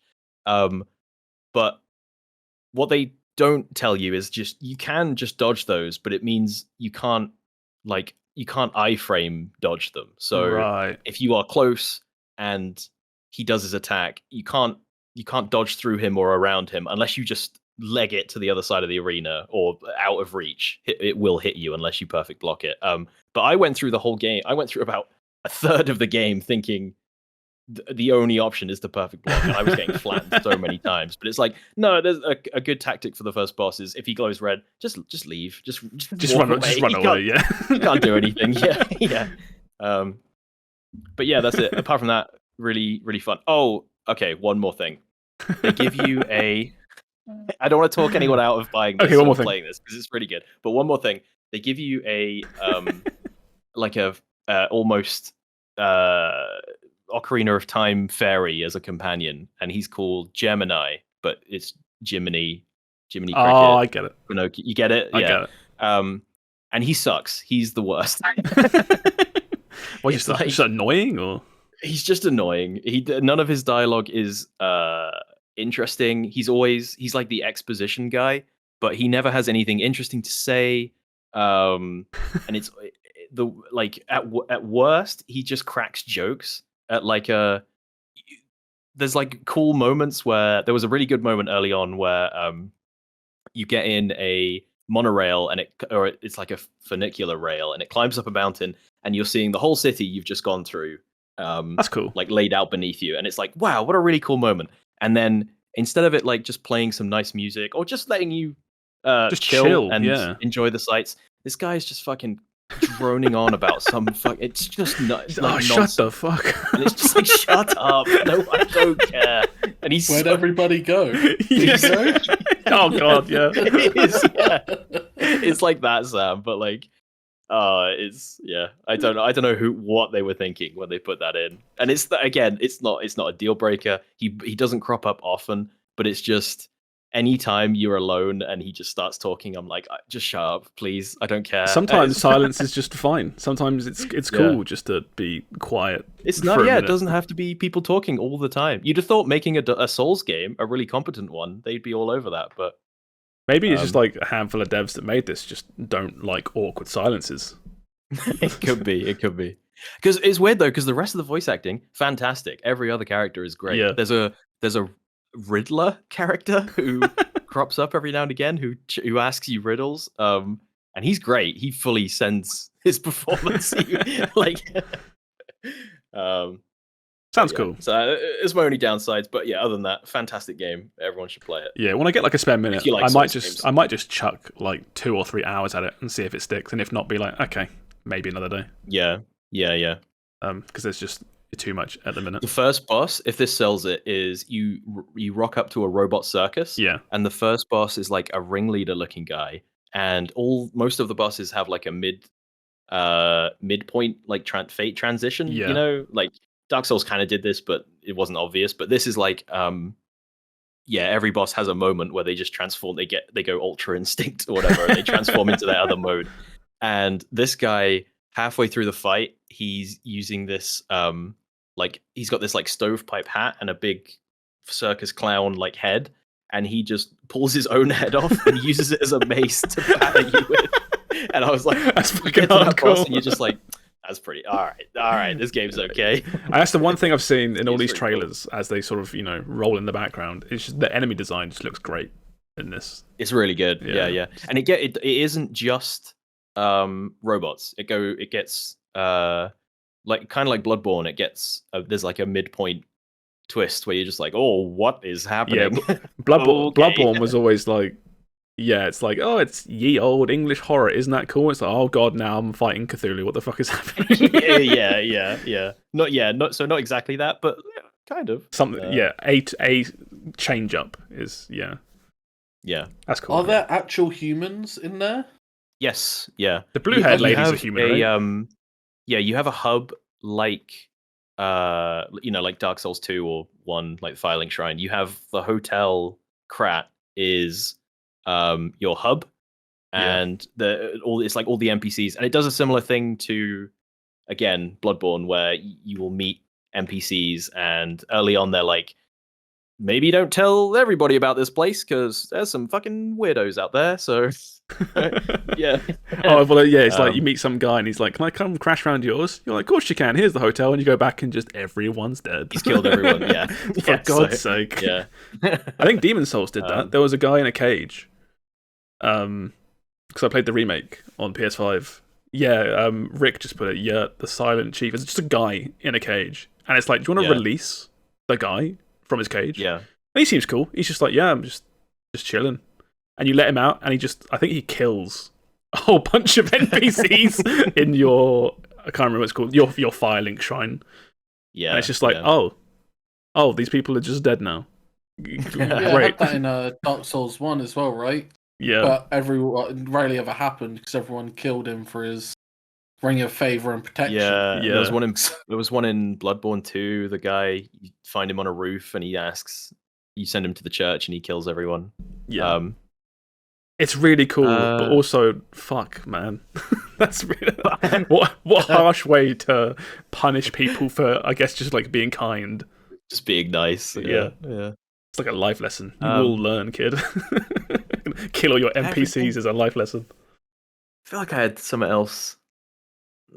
Oh, there's a cool system where a lot of the weapons in the game are split into two, where you have a handle and a blade, and you can mix and match the handles and the blades, and it's like the blade is like the stats, and the handle is the moveset or something. I didn't fuck around with it too much because most of the time the stuff I made was just worse.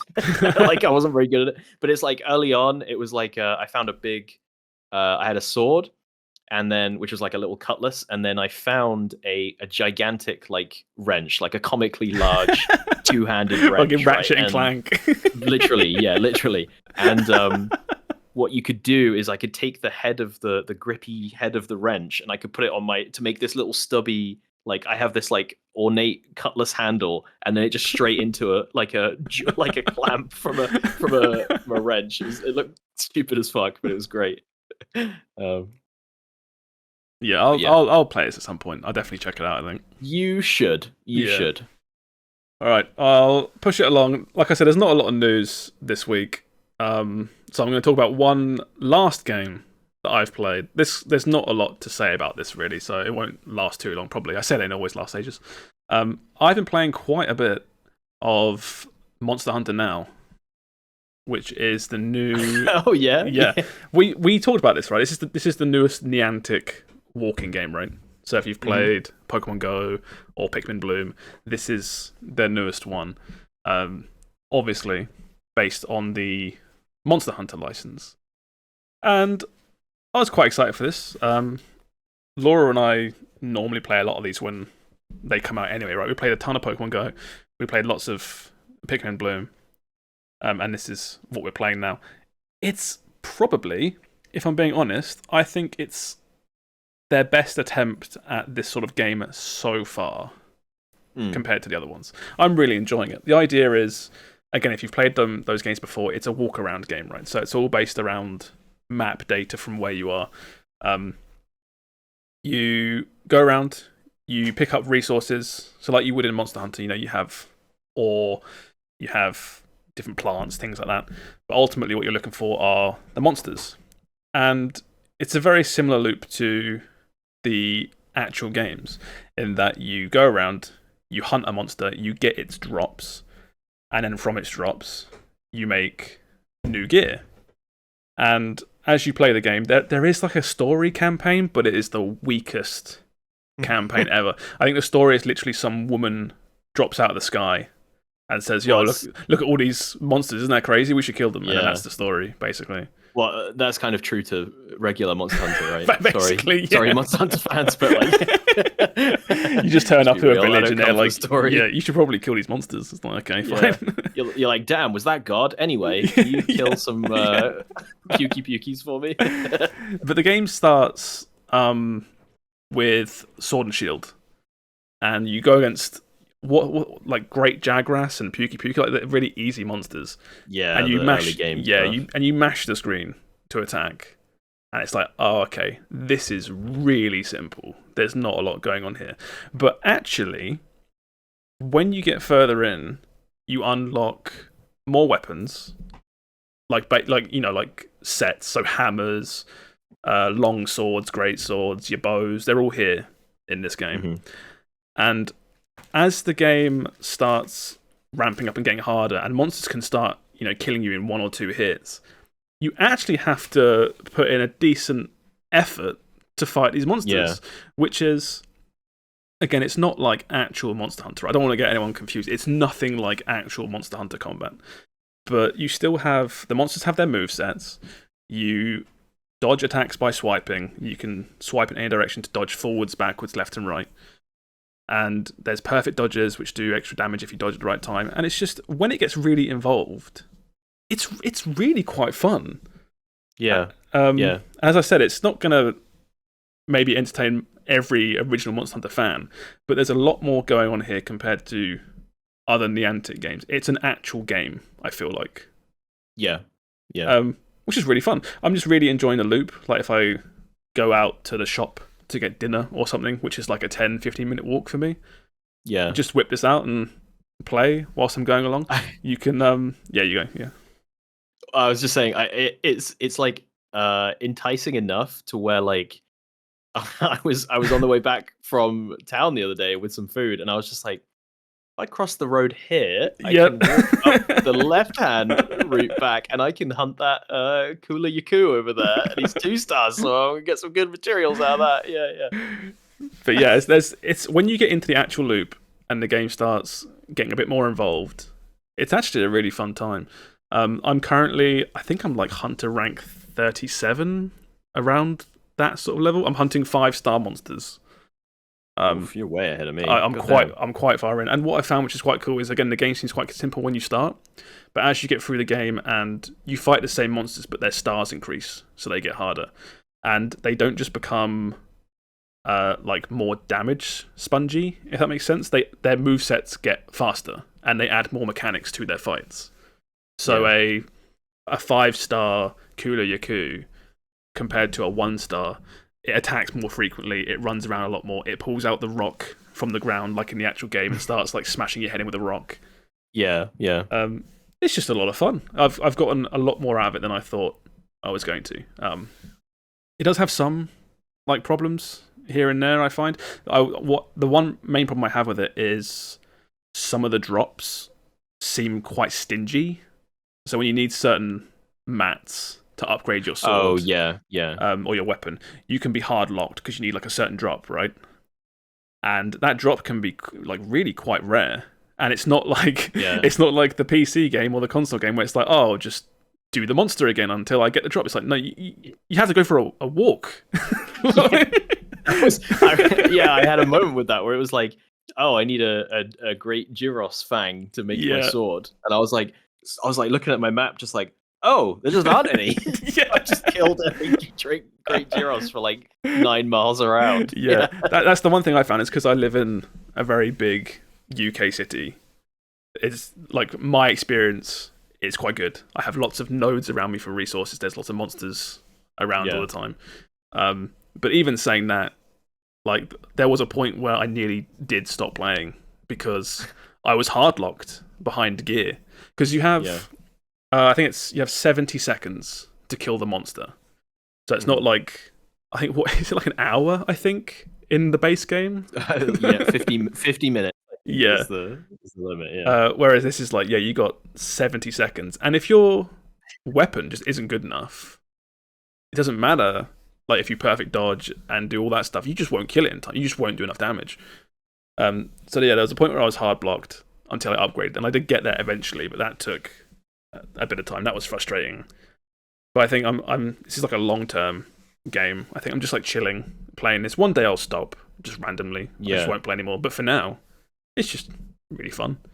It's fun. It has got me out of the house a little bit. Yeah.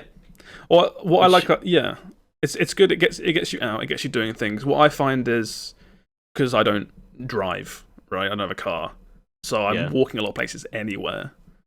So if you're a natural walker anyway, these sorts of games really sort of benefit that, if you like that sort of thing. The only downside, I guess, to a combat system this involved is that there are some fights that you literally cannot do whilst you're walking. but they have there's the whole like paintball system where if you are out and you see a super high rank monster, and you're like, right, well, I need to be on the couch to beat this guy up.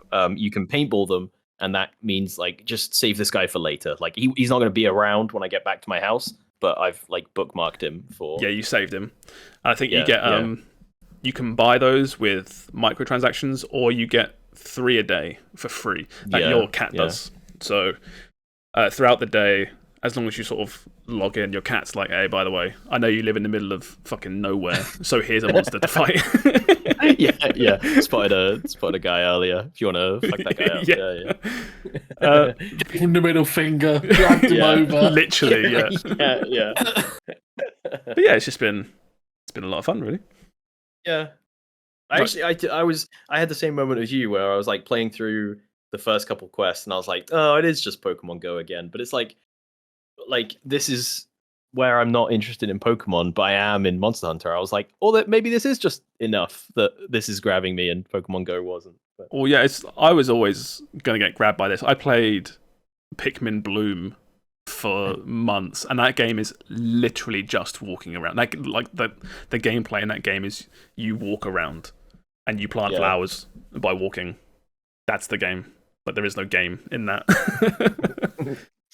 But yeah, this has been fun so far. Another sort of issue I have with it, which is kind of odd, is it's Monster Hunter, right? It's a game about fighting these monsters in a party, and you can play this game with 3 other players and fight monsters as a 4. But it's the only game out of the 3, Pokemon, Pikmin, and this, where you can't see other people on the map as you walk around. I don't think Pokemon doesn't do it, I don't think. But Pikmin Bloom had it where as you walked around, you could see other people planting flowers.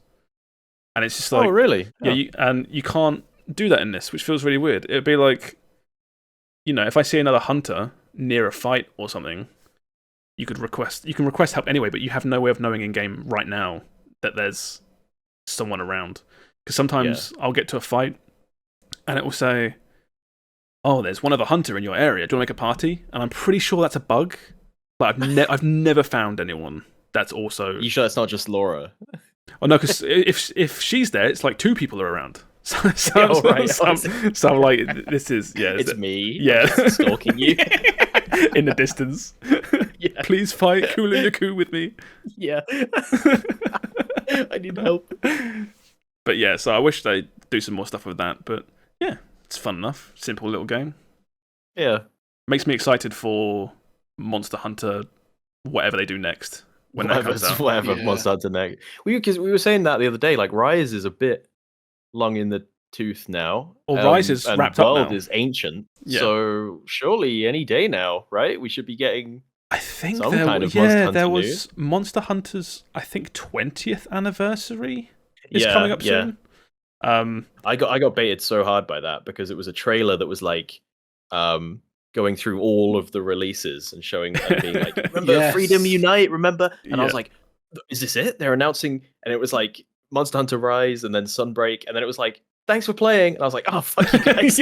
God damn it. There are certain studios that are notoriously bad for doing that. One of them was Atlas for ages with the Persona series, where they would keep doing... I think they would specifically say, like, we're doing a Persona event. And people were just like, is this it? Are we finally getting remakes? Is there a new game? Like, what's going on? And it would be like, oh, here's a new T-shirt. and they'd be like, it'd be like an hour-long show of people talking about Persona.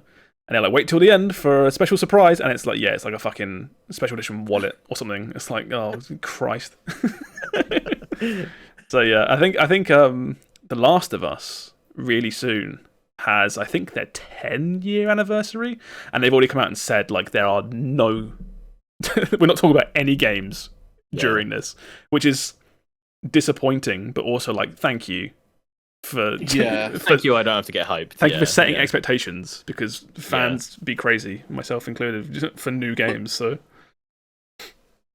but yeah, so maybe we'll hear like Monster Hunter soon. Like you say, we are due it now that Rise is wrapped up. I feel like now that Rise is done, you can start the hype train. The hype train, the hype you start that path, right, to start getting people excited for their next game. Listen, Monster Hunter World 2 is gotta be such an easy slam dunk that I'm worried that they'll miss. Like, It has to be World 2 next, right? That has to be. I don't think it does, but I think it's such an easy slam dunk. It's been so Yeah. long. People were saying it has to be World 2 next after the first World. And we So got World 1, okay, yeah, fair enough. because people were like, World was so good, surely we get World 2. It makes the most sense. And then we got fucking Rise on the Switch. Because it was Switch only for like a year, I think. If we lose World 2 to another Nintendo exclusive, I'm gonna start firebombing offices. Here's your Monster Hunter 6 and the Monkey Paw Curls, and it's another Switch exclusive. Yeah. It's like It's not even for whatever new Nintendo console they've been talking about. Literally Switch exclusive. I'm tired, boss. For God's sake. I mean, I wouldn't be mad. Rise was very fun. We all enjoyed Rise. Yeah, but I would like World 2. I played Rise for I think like 9 months or something on Switch, and I had such a fun time. And then I rebought Rise on PC. I remember as soon as I played it on PC, looking better at 60 FPS. I think it retroactively made my experience with the Switch one worse. I was like, for God's sake. I can't. Yeah, no, I get it. I look at like on the Switch, like screenshots of my character on, and he's just like an aliased, Vaseline covered mess at like 240p. My dog barely looks like a dog. It's just, it's so bad. But yeah, Monster Hunter as a Switch 2 launch title would be insanely cool. Because you wouldn't be World 2 though. Rise 2. There you go. Because those wire bugs aren't Rise coming 2? back. I'd take a Rise 2. You don't think? I think wire bugs are done. I think you'll get. I see wire bugs making it to the main.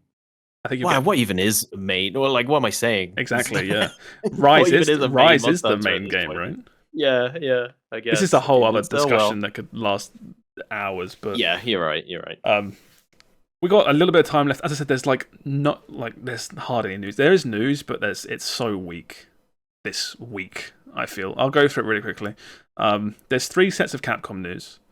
You had Resident Evil 4 Remake got announced for the iPhone 15, which you may or may not know from the other day. It costs 58 quid on mobile. That's also not including Separate Ways DLC. Oh that my just came god, out. Just insane. But yeah, that's just. I want to track down the one person that buys this, and I want to like interview them. Like, why? What were you thinking? What's up, man? Because it's gonna have like. It'll be interesting to see how it works with touchscreen controls and stuff as well, because it's a fiddly game. Yeah. Anyway, we'll see. But that kind of ties into another Capcom news story, which they came out and said, which is quite interesting. It's this one. Capcom executives come out and said game prices are too low. So I think Capcom are This is the build-up to Monster Hunter World 2. Or being this is the hype train leaving the station, you guys. We're going to charge you more for it, and it's going to cost 90 quid on mobile. £20. No, I think Capcom are one of the last studios to push £70 games. Because Sony and other devs have been doing it for a while, right? Yeah. Where you go on like the PlayStation store and there's the digital version of God of War Ragnarok, and it's like 70 quid for UK. Whereas I remember, I think like Resident Evil 8, and I'm not sure about RE4, but they're still around like £50, which is how much games. That's the original, the older RRP for games in the UK. But it feels like a bunch of devs are coming out now and saying, yeah, like prices are gonna go up. That's just gonna happen at some point. Because I think I read somewhere, your old Super Nintendo and N64 games back in the day were also £50, right? £50, £60, but like adjusted for inflation, that's now like 110 quid, or like it's like Yeah. it's a ton more basically. Isn't it something insane? It's like if adjusted for inflation, games are even at 70, games are still like cheaper than they've ever been. Yes, yeah.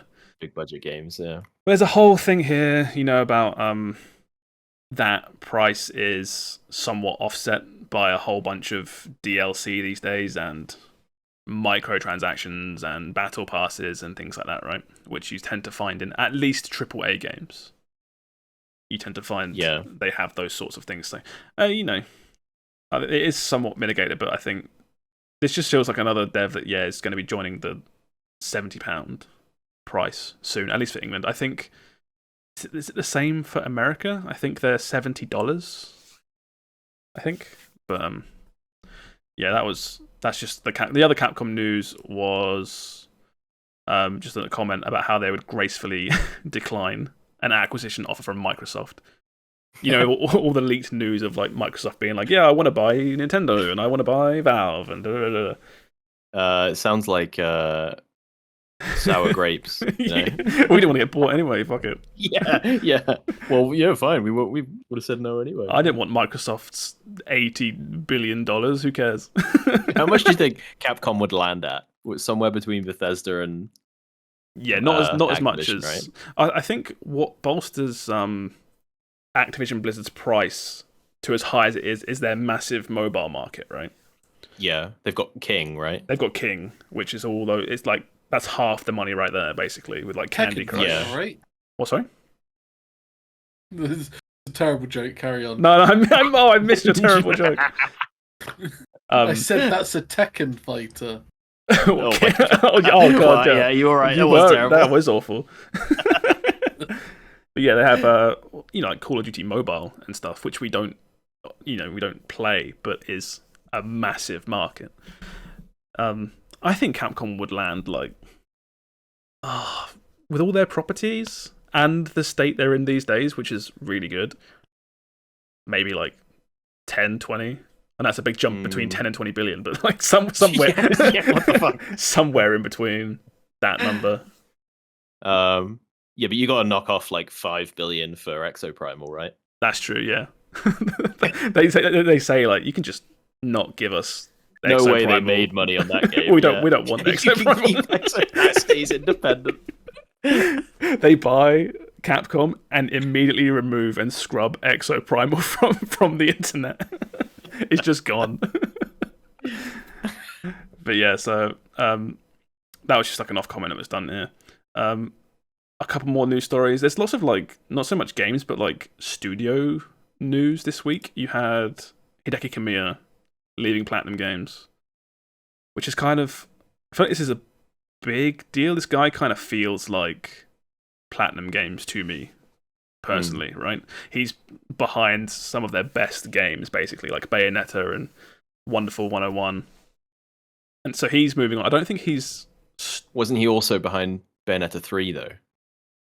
I think he was behind 1, 2, and 3, and then 3 not being as good as it was. I think he came out and said, oh, don't worry, I've got like 9 more stories in me for Bayo. And now he's just leaving. He retired. Based. Yeah. Here's 9 more stories. Also, sayonara, I'm gone. Yeah, that you'll never get to see. Oh, if they leave Bayo on the ending to 3, that's like the saddest ending ever. Very sad. Very sad. But yeah, he's off. I think he said it's kind of worded weirdly. He's like staying in the industry, maybe, but obviously not as any kind of lead. Maybe like he's gonna do some independent stuff, like when people they like, oh, from the guy that made X, and he's got a Kickstarter, and he's making his own thing. I feel like the ultimate place these people end up is they get those like freelance roles where a studio pays you like $2,000 an hour to sit down at a table and be like, what do you think? And he's like, yeah, knowing what he's like, yeah, it's all shit, blocked, and then walks out. yeah. But yeah, so he's left that studio, which is Platinum Games. Platinum Games in a weird spot these days. Really weird stuff, not great stuff coming out of their studio. They used to just make endless like license stuff, didn't they, to fund their to fund their actual good games. Their actual fun games, yeah. And I feel like I haven't seen Platinum do anything in It was a like, minute. here's a Legend of Korra game and a TMNT game that both kind of suck, but it's okay because like maybe it's funding Bayo 2 a bit. Like, yeah. But yeah, they had Bayo 3. For me, wasn't amazing. Gameplay was good, but like the story was kind of weird.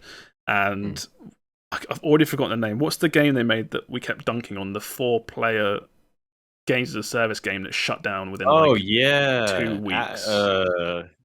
Nope, it's gone. It Doesn't matter. Yeah, someone will have it in chat. But yeah, that sucked. Babylon's Fall. That was it. Babylon's Fall. Yeah. He was making something called Project GG. Whether or not that sees the light of day, God knows. Might just die now. Who knows? But Platinum Games in a really weird spot now. The other studio departure was Glenn Schofield leaving. What's the studio called? Striking Distance. After the Callisto Protocol flopped. Because I think that's that was his studio though, right? Like, what is? It wasn't his studio. He was the head of it. He was studio head. But he was the studio is, I believe, Krafton, who make PUBG. Because if you may or may not. Oh, that's right. Yeah, they take place in the same universe. No, they were supposed to, but they didn't in the end. Because when the first trailer for the Callisto Protocol was shown, it was a really cool trailer. They were like, here's a Dead Space-ish looking game from Glenn Schofield and a team made by him. Yeah. And everyone was like, fucking awesome. And they're like, yeah, and it's made by Krafton and it's based in the PUBG universe. And it's like, what are you talking about? What are you smoking? Yeah, give me some. I think the first trailer, when they said it's all PUBG universe, was literally like a sci-fi spaceship with robots like smashing a guy's skull in. And it's like, yeah, it's PUBG. Yeah. It's like, you are mad. But yeah, Callisto was not a great game. It was an okay game. It was a serviceable game, but it wasn't amazing. And I think the story said the original expectation was like 5 million copies. Yeah. And they sold like 2 million after a decent time after launch. So, you have all the sales at launch and it just doesn't happen. Yeah. But yeah, it's kind of a shame. I mean, he's a big presence. Something clearly went wrong with the Callisto Protocol. It wasn't fortunate for it that it was so close to the Dead Space remake. Maybe that was the biggest problem. Yeah. But yeah, he's off. Trying to think what else he did. He made Sledgehammer Games, I believe, with someone else, and that became a Call of Duty studio in the end. That's been absorbed into Call of Duty games. Content farm, yeah. Yeah, I think I was reading up about this because it's really curious. It was he made he was hired to work on a studio called Visceral. It was Visceral, I think, and he made Dead Space for EA. Did insanely well, obviously. And then eventually he, with someone else, made Sledgehammer Games with Activision. Because Dead Space was EA. He went to Activision to make Sledgehammer Games. They were making a weird... Because he was like the horror third-person studio, right? He was working on like a third-person Call of Duty game set in like its own unique thing. And it kind of got scrapped. And then he left. And the remnants of that were like all tied up into the original Modern Warfare 3. Yeah. So I was doing some reading around that the other day. It was just very interesting. I thought it was really cool. Just like how these people just run around, make random games, and then move on. It's almost like what do you call it? It's like failing upwards. It's kind of rude, but or it's like, if more charitable, is he the guy they bring in to be like, look, we're trying to make this Call of Duty, okay? We need somebody to come in and like crack some heads and get it fucking finished, okay? Glenn, help us out, mate. It's like working at Visceral, makes Dead Space 1 and 2, really good games. Then goes to Dead Space 3, kind of like, it kind of shits itself. It's not very good. People don't like it. Yeah. Leaves that, gets hired to an Activision studio, starts making Call of Duty games, kind of messes that up, leaves, gets bought by Krafton to make it, given unlimited budget to make a Dead Space game. What he's good at, fucks it up. He has no idea what he's doing, and he's just like, I don't know why people keep buying my studios. I don't know what's going on anymore. I just want to make my Dead Space game, man. Keeps messing up. But yeah, I've seen some behind the scenes stuff. He's very passionate about what he does, which is good. You never know how these things work, right? So, normally, people work hard and want these games to succeed. Just something goes wrong somewhere. Yeah. I did watch I didn't buy it, but I watched it on YouTube. The true DLC ending to Callisto Protocol after the base game ends on a cliffhanger, and it's not good. Oh, you don't think it would have saved the game for you? No, it probably would have made people angrier because it's really not good. So yes, that's what's going on with like Callisto Protocol. I doubt you'll probably see anything Callisto Protocol ever again. I'd be surprised if you ever get a sequel or anything. That's probably just like one and done now, I reckon. But that's all the news. Really. I guess that was how expensive that game was. That 2 million copies is like, yeah, no. Yeah, it was written. It was written here somewhere. Yeah, it cost 132 million to make. Yeah, which is, I have no context. Seems like a lot of money for a 5 to 6 hour long single player horror game with its ending not finished at the time of launch. Yeah. So it is what it is, I guess. But yeah, that's all the news for the week. There are some upcoming games though, which we can do very quickly. I nearly clicked the link I had then for Paleo, that's not new. That's been out for a very long time. It's still out, yeah. What did we have? First one. This was you were interested in, Will. This is the Lamplighters League. Yeah. Oh yeah, this is a Game Pass XCOM, like 1920s, like exploration looking game. Looks cool. Have a quick look. I'm not big into XCOMs myself, so it's not for me. But I feel like this game it's kind of like XCOM Indiana Jones, sort of, is what it feels like. Yeah, I feel like it's kind of sneaking up. Like people haven't said I'd anything. never heard of this game before they put out their little Game Pass infographic like a week ago, and I saw Lamplighters League, and I was like, that name sounds familiar. Yeah. And then I looked up. It looks neat. I don't know if I have time to play it, but yeah, because I haven't got time to play much. But it looks really cool. Well, it might be like treat it like how I was talking about Liza P, where you should just boot it for like 2 hours, 2-3 hours, and just see if I'm feeling it. See if it sticks. Yeah. If not, no harm. Just come back to it another day. But you had that, and then you had Assassin's Creed Mirage comes out next week. I think this got pushed forward a week. It was supposed to be mid-October, but now it's October 5th. I don't know. There doesn't seem to be much buzz around this. Does there? I think it could be if they do it well, because it's like the return to stealth gameplay, supposedly, without all the RPG numbers, and it's cheaper and it's shorter. Oh, maybe. I'll let you know. Oh yeah, because you're playing it, aren't you, Sam? Yeah, I pre-ordered it. Oh yeah, because you said you bought a PS5 and then no games for it. so you're waiting for a PS5. Okay, is that That's right? Pretty. I feel like Ubisoft has cornered the market in like inoffensive games that look really good on your brand new console. Yeah. You know, like same with Valhalla, right? If you bought Valhalla for your PS5, it's like, is the game fun? It doesn't matter. Looks really nice. It's like a what do you call it? Like a popcorn movie. It's just like the safest of safe bets. It's gonna look good. It's gonna be inoffensive. It's gonna be fun. It's probably not going to win the Game of the Year awards, but it'll be good. You know, like when do you remember Rise, Son of Rome? Son of Rome, yeah. It was like a system. It wasn't a system seller, right? But it was like in all the sizzle reels for the new consoles because it looked so good. Yeah. I feel like Ubisoft's cornered the market in that kind of game. Where I mean, it kind of has to do well for them, right? Because they're not kickstarting, but they're trying to push this like really big Assassin's Creed presence going forward with all their like million games and Netflix shows and movies and hubs and mobile games. But I don't think any one Assassin's Creed has to do really well because they're making like 9 of them. That's true. Maybe it's more for like brand awareness, right? This game purely exists just to remind you that Assassin's Creed as a whole I think that's still literally. exists. I think that's it. Yeah. Because it's been a while, right? What was the last Assassin's Creed? It was the Viking one, Valhalla, Yeah. which was probably like 3 years ago now. I think maybe longer. That can't be right. Has it really been that long since the last Assassin's Creed game? It's got to be like 3 years tops, right? Maybe 2. I'm not sure. Because these were a yearly franchise at one point. Yeah.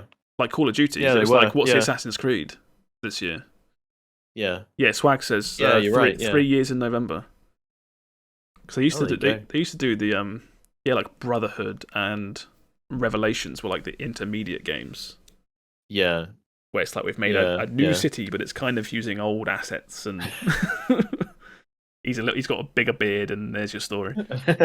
I hope it does well. I'd be excited to be excited about Assassin's Creed again. Yeah. I feel like I have a weird nostalgia for that series, even though they haven't been that great since like the second one. Yeah, it kind of feels like it's my favorite franchise of the PS3 gen. They should bring them back, and it's like, mate, they are still going. It's still going. Yeah. It's like I played one that I really liked, but I still have like man. I'd love to play another good Assassin's Creed game. Yeah. It's just been like coasting this entire time. Everyone's got that in them. They're like, oh my god, AC. Yeah, everyone inside is like, man, I really want a good AC game. Yeah, I bet like if you asked, everyone would have like their I loved Assassin's Creed 4, or I loved probably not 3, but I loved 2 or 1 was great, you know. No one loved 3, but okay. Everyone's secretly rooting for Assassin's Creed to make a Assassin's Creed 3 wasn't a bad game, but it's just no one's favorite. I think that's the easiest way to put it. Yeah. But yeah, this comes out on the 5th.